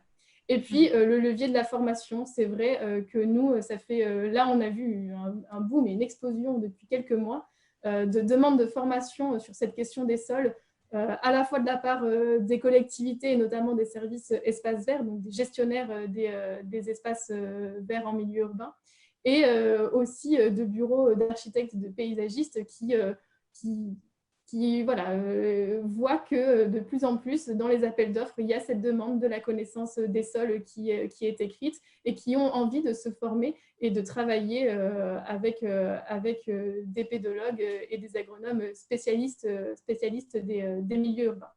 Et puis juste rajouter en conclusion que, et on l'a dit aussi pendant toute cette présentation, cette sensibilisation à faire et les leviers qui pourraient être actionnés pour aller plus loin sur cette prise en compte de la biodiversité, elle doit être adaptée en fonction de l'échelle à laquelle on travaille. Effectivement, on ne va pas forcément avoir recours aux mêmes outils si on se place à l'échelle de la planification territoriale, donc des documents d'urbanisme, que si on se place à l'échelle de l'urbanisme opérationnel, c'est-à-dire du développement du projet urbain. Sur un projet urbain, effectivement, une carte de la qualité des sols et de fonctionnalité des sols, comme l'a présenté Xavier tout à l'heure, je pense que c'est pertinent parce que ça nous permet d'avoir un langage commun, finalement, avec les acteurs qui sont plus issus du monde de l'urbanisme et de l'aménagement du territoire. Pour tout ce qui est document d'urbanisme, on en parlait tout à l'heure, cette notion de trame brune, même si elle n'est pas encore considérée à 100% par les acteurs de l'aménagement du territoire et par les collectivités. C'est quand même une notion qui fait écho à cette fameuse trame verte et bleue qui a été développée, elle, depuis de très nombreuses années, qui est très connue de la part des agents des collectivités et de ceux qui rédigent les documents d'urbanisme, et qui fait facilement ce lien avec effectivement un système de sol fonctionnel qui serait relié entre eux et qui permettrait une libre circulation des organismes du sol. Donc peut-être là, effectivement, une sensibilisation et des outils à actionner qui seraient différents en fonction de l'échelle à laquelle on se place. Et donc, juste pour finir, vous voyez sur l'écran une infographie qu'on a réalisée cet été, qu'on a essayé de transmettre au plus grand nombre et qui est téléchargeable sur notre site internet et qui permet voilà, de sensibiliser à l'intérêt d'une prise en compte des sols urbains, mieux les connaître pour mieux les préserver, et donc qui implique aussi de prendre en compte et de considérer la biodiversité qui vit dans ces sols urbains. C'est toujours, on est dans cet entre-deux entre les trames brunes qui sont, cette idée de trame brune qui est vraiment sur une logique de préserver, mieux connaître et préserver la biodiversité pour ce qu'elle est, en termes de réservoir et de circulation, et la logique plutôt carte de fonction des sols, qui est plutôt préserver la biodiversité parce qu'elle nous rend des services. Et là-dessus, ça peut vite glisser parce que finalement, ce qu'on disait un petit peu tout à l'heure, on la connaît peu, cette biodiversité des sols. Alors, s'appuyer sur les fonctions assurées par le peu qu'on connaît de cette biodiversité des sols pour orienter l'aménagement du territoire, est-ce qu'il n'y a pas un gros risque? Et peut-être Xavier qui a un peu expérimenté cette notion de carte de fonction des sols, et Catherine également, que j'aimerais bien entendre sur cette question-là.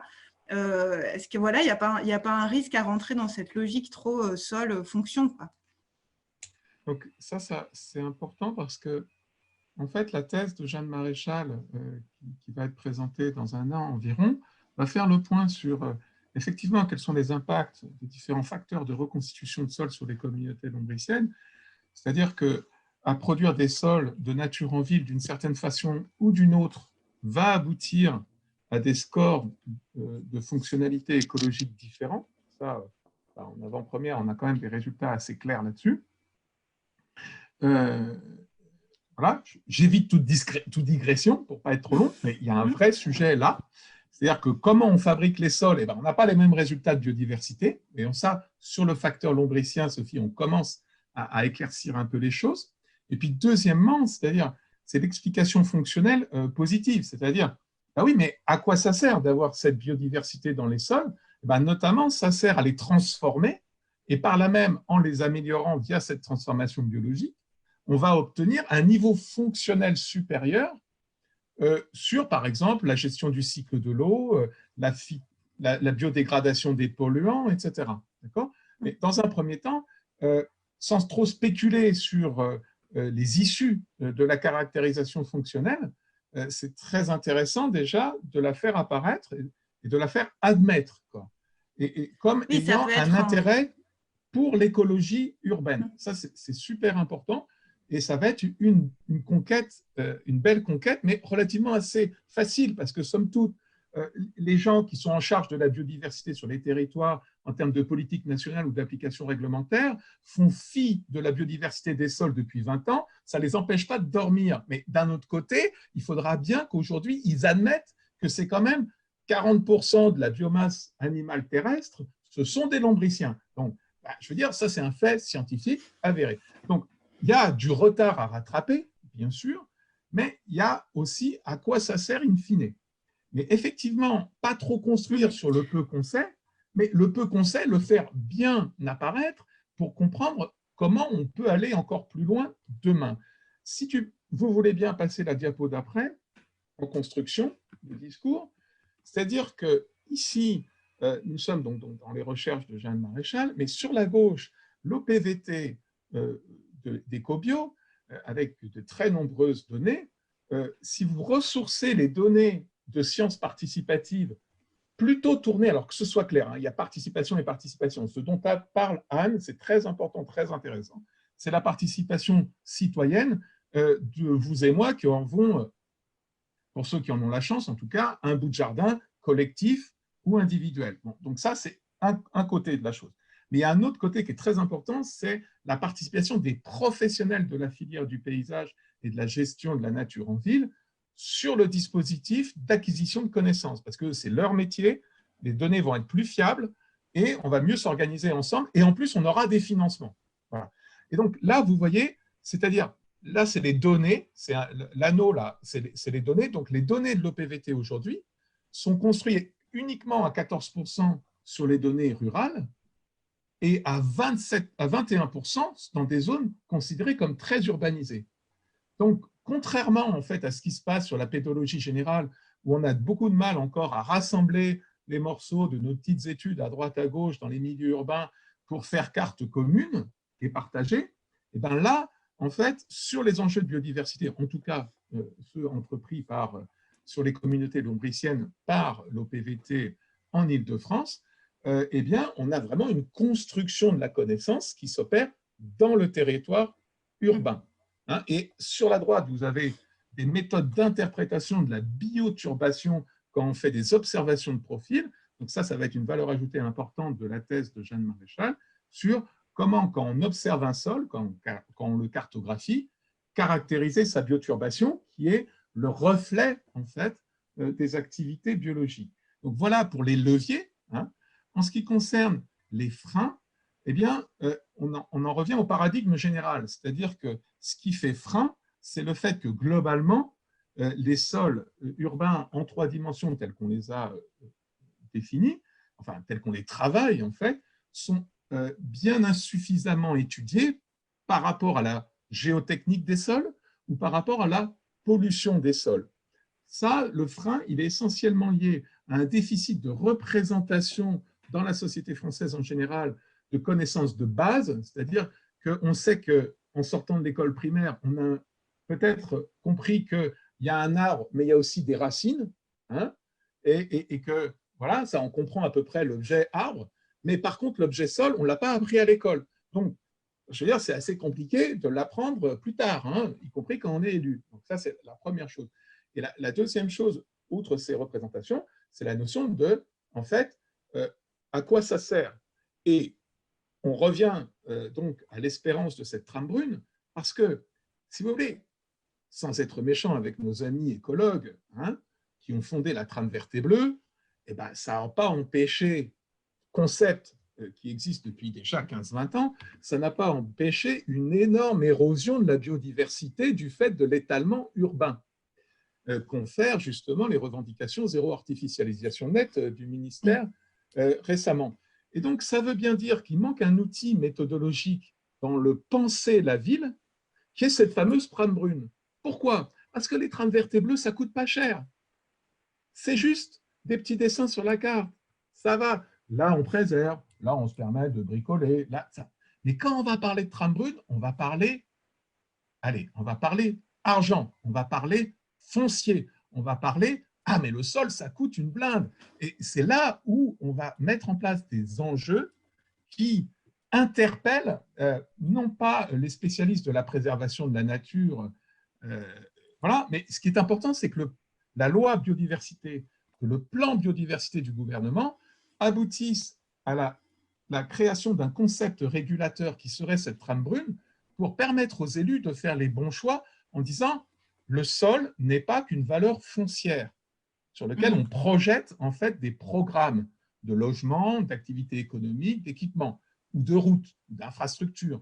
Le sol, c'est fondamentalement un élément régulateur du bien commun pour, allez, on va le dire, sauver la planète, quoi. Enfin, je veux dire, il s'agit de faire en sorte qu'on ne grille pas tous dans nos villes où on s'accumule. Donc, il faut forcément des îlots de fraîcheur et ça va passer par la compréhension des fonctions écologiques et donc, en partie, de la biodiversité des sols urbains. Donc, je pense qu'il y a vraiment un vrai enjeu là de prospective politique dont on aura plaisir, je pense, à échanger vendredi. Ça va être vraiment passionnant. Merci en tout cas pour ces éclairages et cet engagement. Catherine, est-ce que vous pourriez nous donner un peu votre avis aussi du point de vue de la recherche sur finalement cette intégration? C'est vrai que l'approche fonction, c'est un super outil de sensibilisation des élus, des aménageurs, des acteurs de l'urbain. Les sols jouent tout un tas de fonctions cruciales, donc il faut les protéger. Mais est-ce qu'il n'y a pas, voilà, est-ce qu'on peut surfer et aller droit devant sur cette logique-là? Quelles précautions, finalement, il faut prendre un peu dans cette approche fonctionnelle des sols? Alors, je vais faire très rapide. Je ne vais pas entrer trop dans les détails. Je dirais juste que on n'est peut-être pas d'accord sur la même chose en ce qui concerne la fonction. Et c'est une grosse discussion qu'on a eue et sur ce sur quoi on a beaucoup insisté lors du projet Uqually Sols Edu.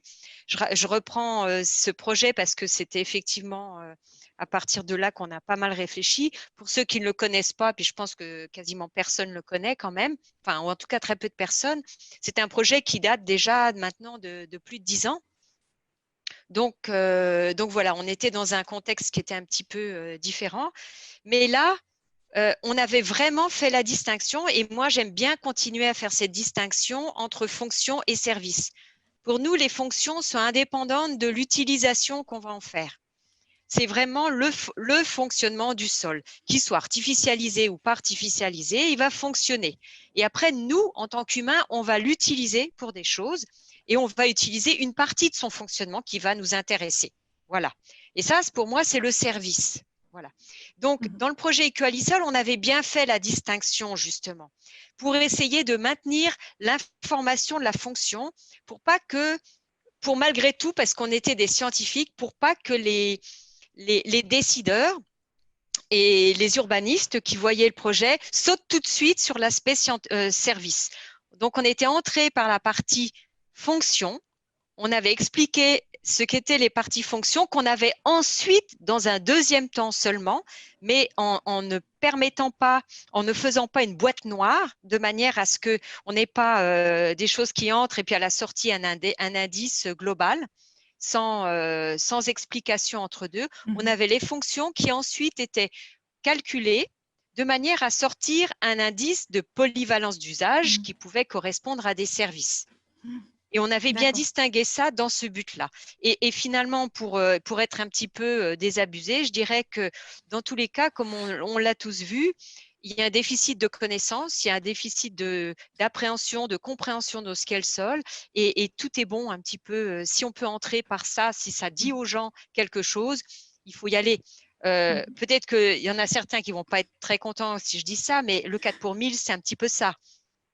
On sait très bien que voilà, finalement, si on va pour le 4 pour 1000, c'est parce que derrière, il y a d'autres enjeux qui sont importants. Et l'un des enjeux, c'est aussi de prendre conscience des sols. Voilà. Donc, il y a en effet ces entrées thématiques pour arriver à rentrer dans le quotidien des acteurs dont on souhaite voir une évolution dans leur pratique. Et puis, il y a le volet aussi peut-être méthode de travail, d'avoir davantage de liens entre chercheurs et acteurs, ce qu'on prenait aussi un peu dans la préparation de cet atelier. Donc peut-être Catherine, pour aller vers la conclusion de ce webinaire, nous résumer un petit peu pour toi, quels sont les grands freins et du coup les grands leviers pour arriver à mieux prendre en compte cette biodiversité des sols dans l'aménagement des espaces urbains, dans la planification urbaine, et quels sont finalement les grands manques en termes de recherche, que ce soit sur le fond ou sur la forme de la recherche qu'on pourrait développer. J'approuve ton... Voilà. Je voulais juste compléter que pour justifier également ce que je viens juste de dire avant, c'est qu'à l'époque, donc c'était en 2010-2012, hein, quand on est allé dans les services d'urbanisme des communes sur lesquelles on avait travaillé, parce qu'on n'avait pas travaillé juste en théorie, on avait appliqué ça à des communes, des collectivités. Finalement, ils n'étaient pas persuadés par notre approche et quand ils ont vu les cartes, ils ont dit « Ah oui, mais quand même, ah oui, nous, on n'avait pas pensé à ça. Ah ben finalement, si on l'avait vu, eh ben, on aurait gardé ces sols-là. On ne les aurait pas attribués à de l'urbanisme. » Donc, pour nous, c'était pas beaucoup, mais c'était déjà beaucoup et Et voilà, on s'est dit, bah voilà, on leur a fait prendre conscience que ce qu'il y a sous leurs pieds, ça, il faut quand même le regarder. D'autant que c'était voilà, d'autant que c'était une commune qui avait comme enfin, un de ses objectifs était de maintenir l'agriculture.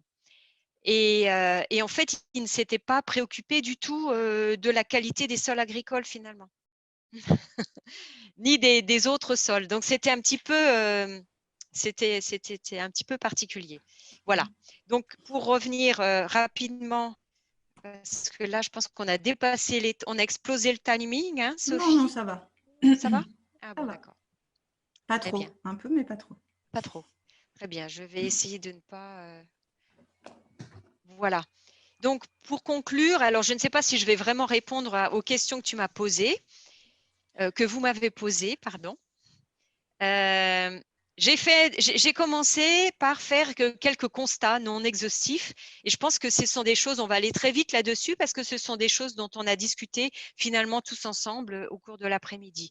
Le premier constat, c'est que la prise en compte de la biodiversité dans les sols urbains est doublement impactée par le fait que les sols urbains pâtissent d'un déficit de connaissances par rapport aux autres types de sols et la biodiversité des sols présente de multiples facettes et composantes qui sont inconnus, qui ne sont pas complètement étudiés non plus, et que les outils à disposition pour l'identifier, pour la caractériser et pour l'utiliser aussi commencent seulement à se généraliser. Et il y a encore beaucoup de facettes de cette biodiversité qui ne sont pas étudiées du tout.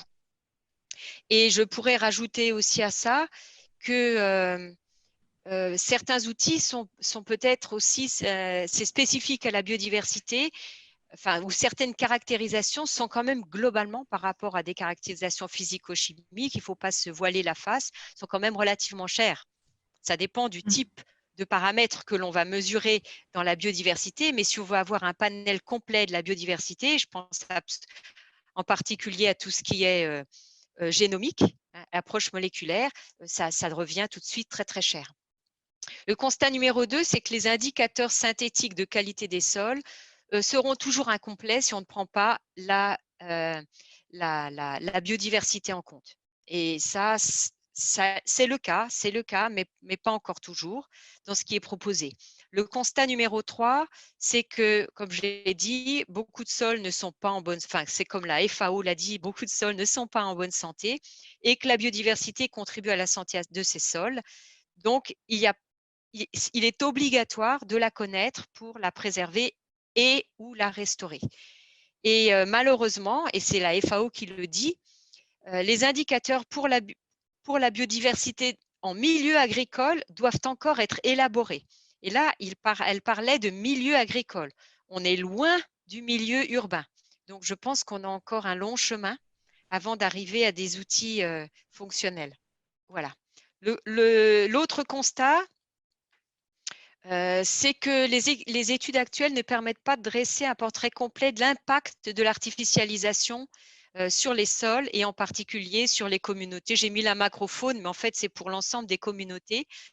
Mais c'est particulièrement vrai pour la macrofaune. Et ça, c'est issu de cette fameuse méta-analyse de cette expertise collective qui a traité de la biodiversité de manière spécifique.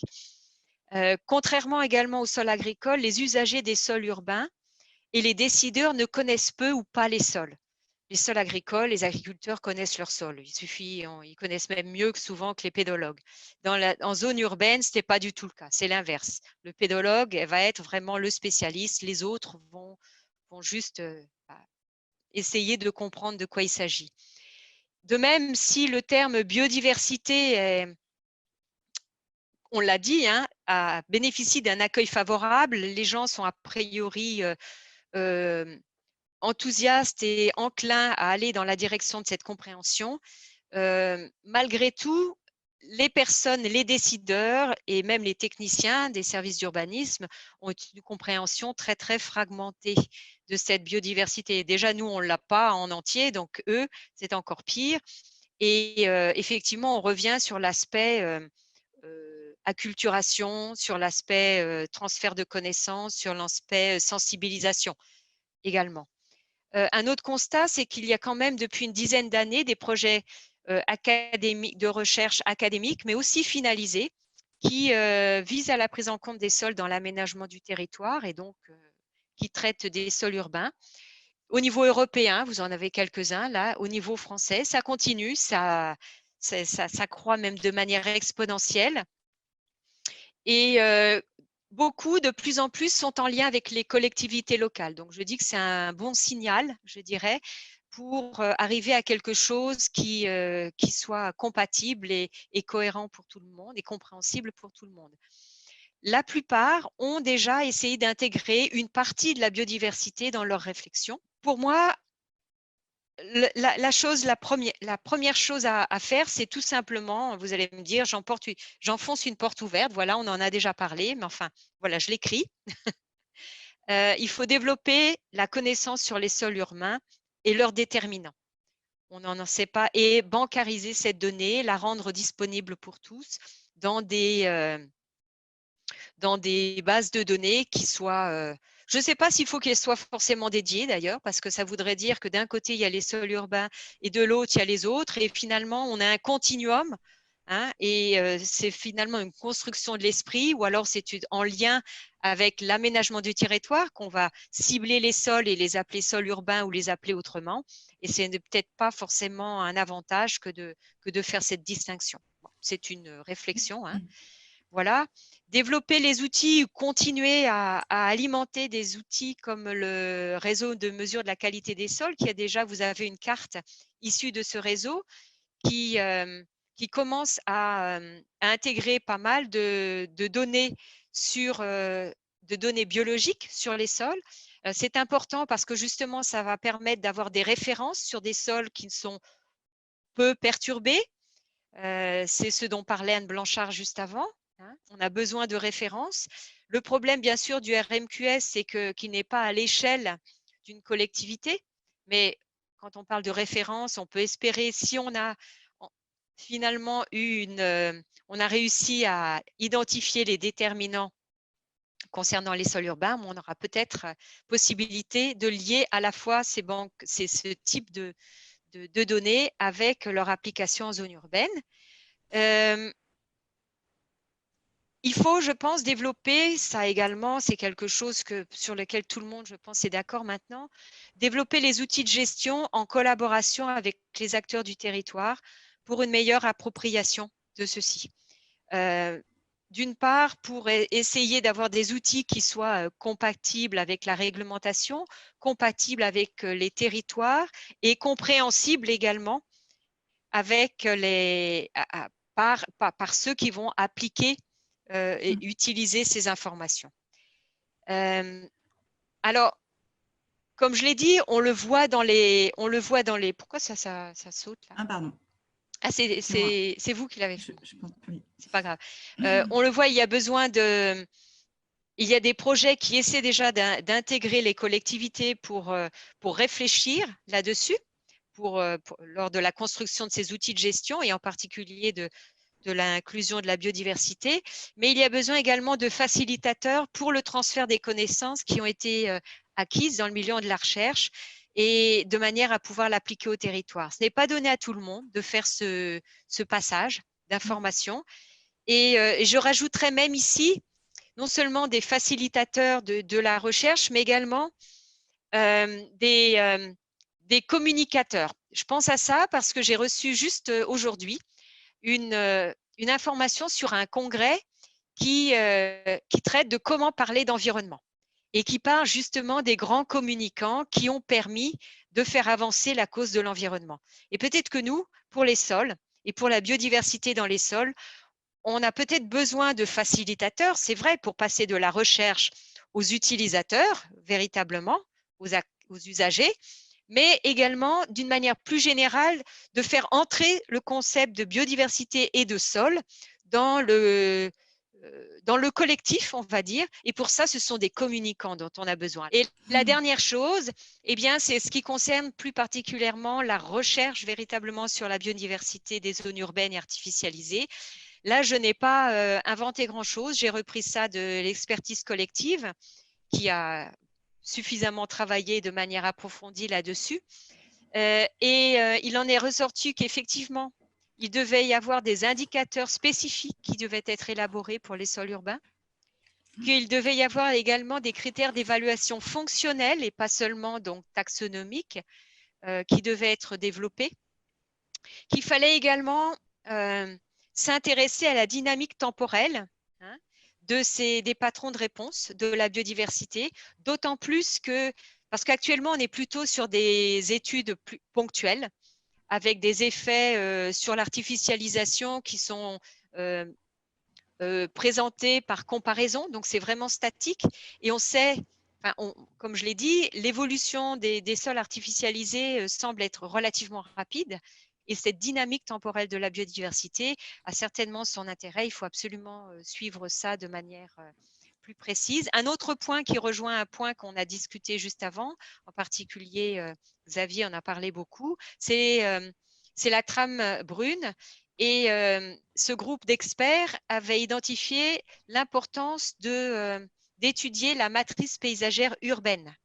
Et je pense, moi, qu'effectivement, l'impact de cette matrice paysagère urbaine,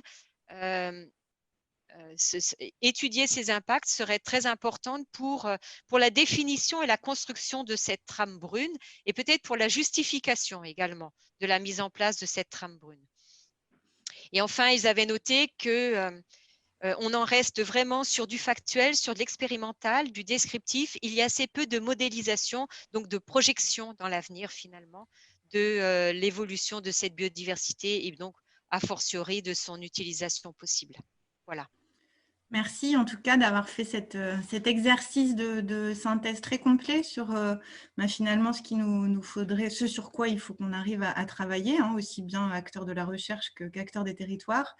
Peut-être, d'ailleurs les chercheurs sont aussi et de plus en plus acteurs des territoires, peut-être aussi… il pourrait rajouter beaucoup de choses, hein. Je vous le dis tout de suite, mais bon, en même temps, il ne fallait pas faire une liste à l'après-vert et finalement, les axes de recherche sont multiples, sont à la fois fondamentaux, finalisés, appliqués, concernent les sols, concernent la biodiversité, concernent les deux, concernent l'urbanisme et le droit finalement qui est derrière et qui va finalement pousser plus ou moins cette incorporation de ces données dans le quotidien de l'aménagement du territoire. Quand on commence à étudier les sols, et l'affiche de la Journée mondiale des sols le montre assez bien, je trouve, cette année. Finalement, on touche énormément de secteurs, de disciplines scientifiques. On ne s'arrête pas aux pédologues, mais on a des écologues, des biologistes, des géologues, des sociologues, des économistes, des juristes, finalement, à intégrer dans la réflexion pour pouvoir donner finalement des éclairages qui tiennent la route et travailler avec les acteurs des territoires.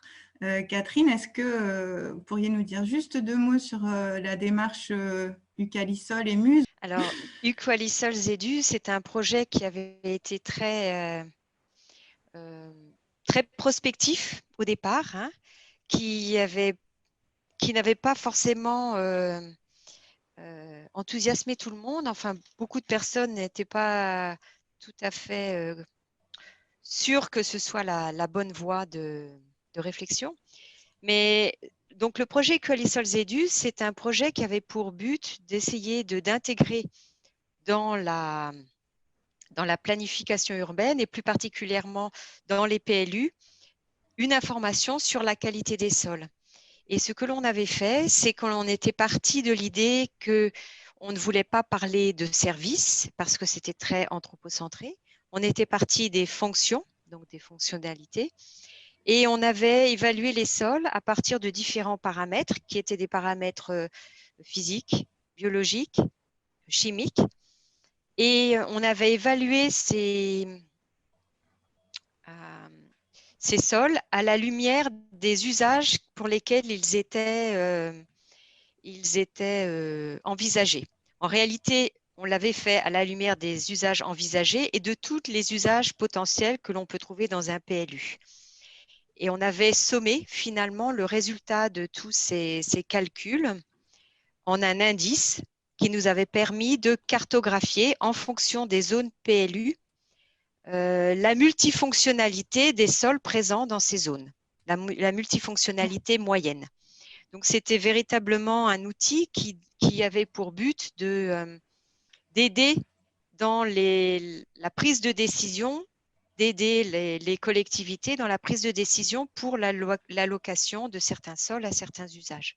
Oui, Bien évidemment, vraiment... ce n'était pas le seul paramètre. Hein, il y a tout un tas d'autres paramètres qui entrent en ligne de compte. C'était vraiment l'idée. Et c'était pour ça que l'on était parti sur cet aspect d'usage et sur une représentation cartographique en fonction des unités PLU.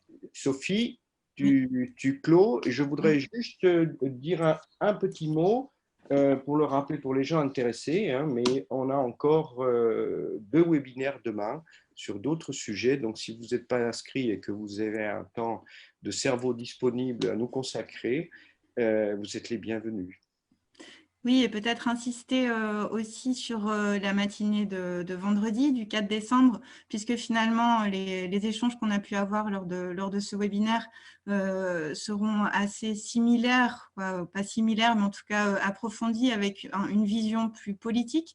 Donc, on aura à quatre échelles territoriales différentes l'expression de personnalités politiques pour comprendre un peu mieux comment elles perçoivent cette biodiversité des sols et comment elles l'intègrent effectivement dans leur stratégie de développement territorial. Donc, je vous invite à y venir. Et puis, on aura un retour aussi le 4 décembre matin sur les 4 webinaires. Effectivement, demain, on en a deux autres sur justement ces outils de transfert. On a beaucoup parlé de sensibilisation aujourd'hui. Demain matin, on va passer la matinée à focaliser sur justement quelles sont à la fois les méthodes de travail et les bonnes manières pour faire circuler cette connaissance sur le fonctionnement de la connaissance de la biodiversité des sols. Et puis l'après-midi, on zoomera sur les espaces agricoles pour comprendre un peu mieux comment appréhender cette question de la biodiversité des sols dans ces espaces agricoles. Donc, on fera une synthèse, comme le disait Michel, de cet atelier. Toute la vidéo de captation du webinaire sera mise en ligne sur le site de l'association d'ici fin du mois, début d'année prochaine, avec la synthèse des questions et les réponses. Simplement, vous rappeler qu'on a beaucoup de ressources sur le site de l'AFES, des liens en tout cas, des présentations d'ouvrages pour vous permettre d'approfondir sur cette notion de biodiversité des sols, notamment en milieu urbain. Et également rappeler qu'on a mobilisé pour l'organisation de cette Journée mondiale des sols une trentaine d'experts de terrain et scientifiques pour construire cette programmation de webinaires et qu'on a vraiment la volonté au sein de l'association de continuer l'animation de ce collectif d'experts. Donc, n'hésitez pas, si vous avez des questions plus spécifiques, des besoins en termes de compétences pour vous accompagner, que ce soit à l'échelle d'une commune ou d'une collectivité, d'un projet, à nous faire remonter vos questionnements. On pourra vous mettre en lien avec des experts qu'on a identifiés, que ce soit des acteurs de terrain comme des acteurs scientifiques. Oui, la dernière chose, c'est simplement que l'Association française pour l'étude du sol est une association.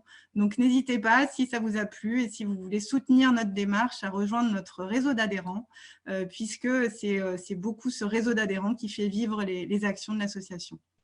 Et il me reste juste à vous remercier pour votre participation et aussi bien donc, les intervenants pour la richesse des échanges, tout le staff technique derrière qui a permis aussi la réalisation de ce webinaire. Et puis à vous souhaiter une très bonne fin de journée. Au revoir.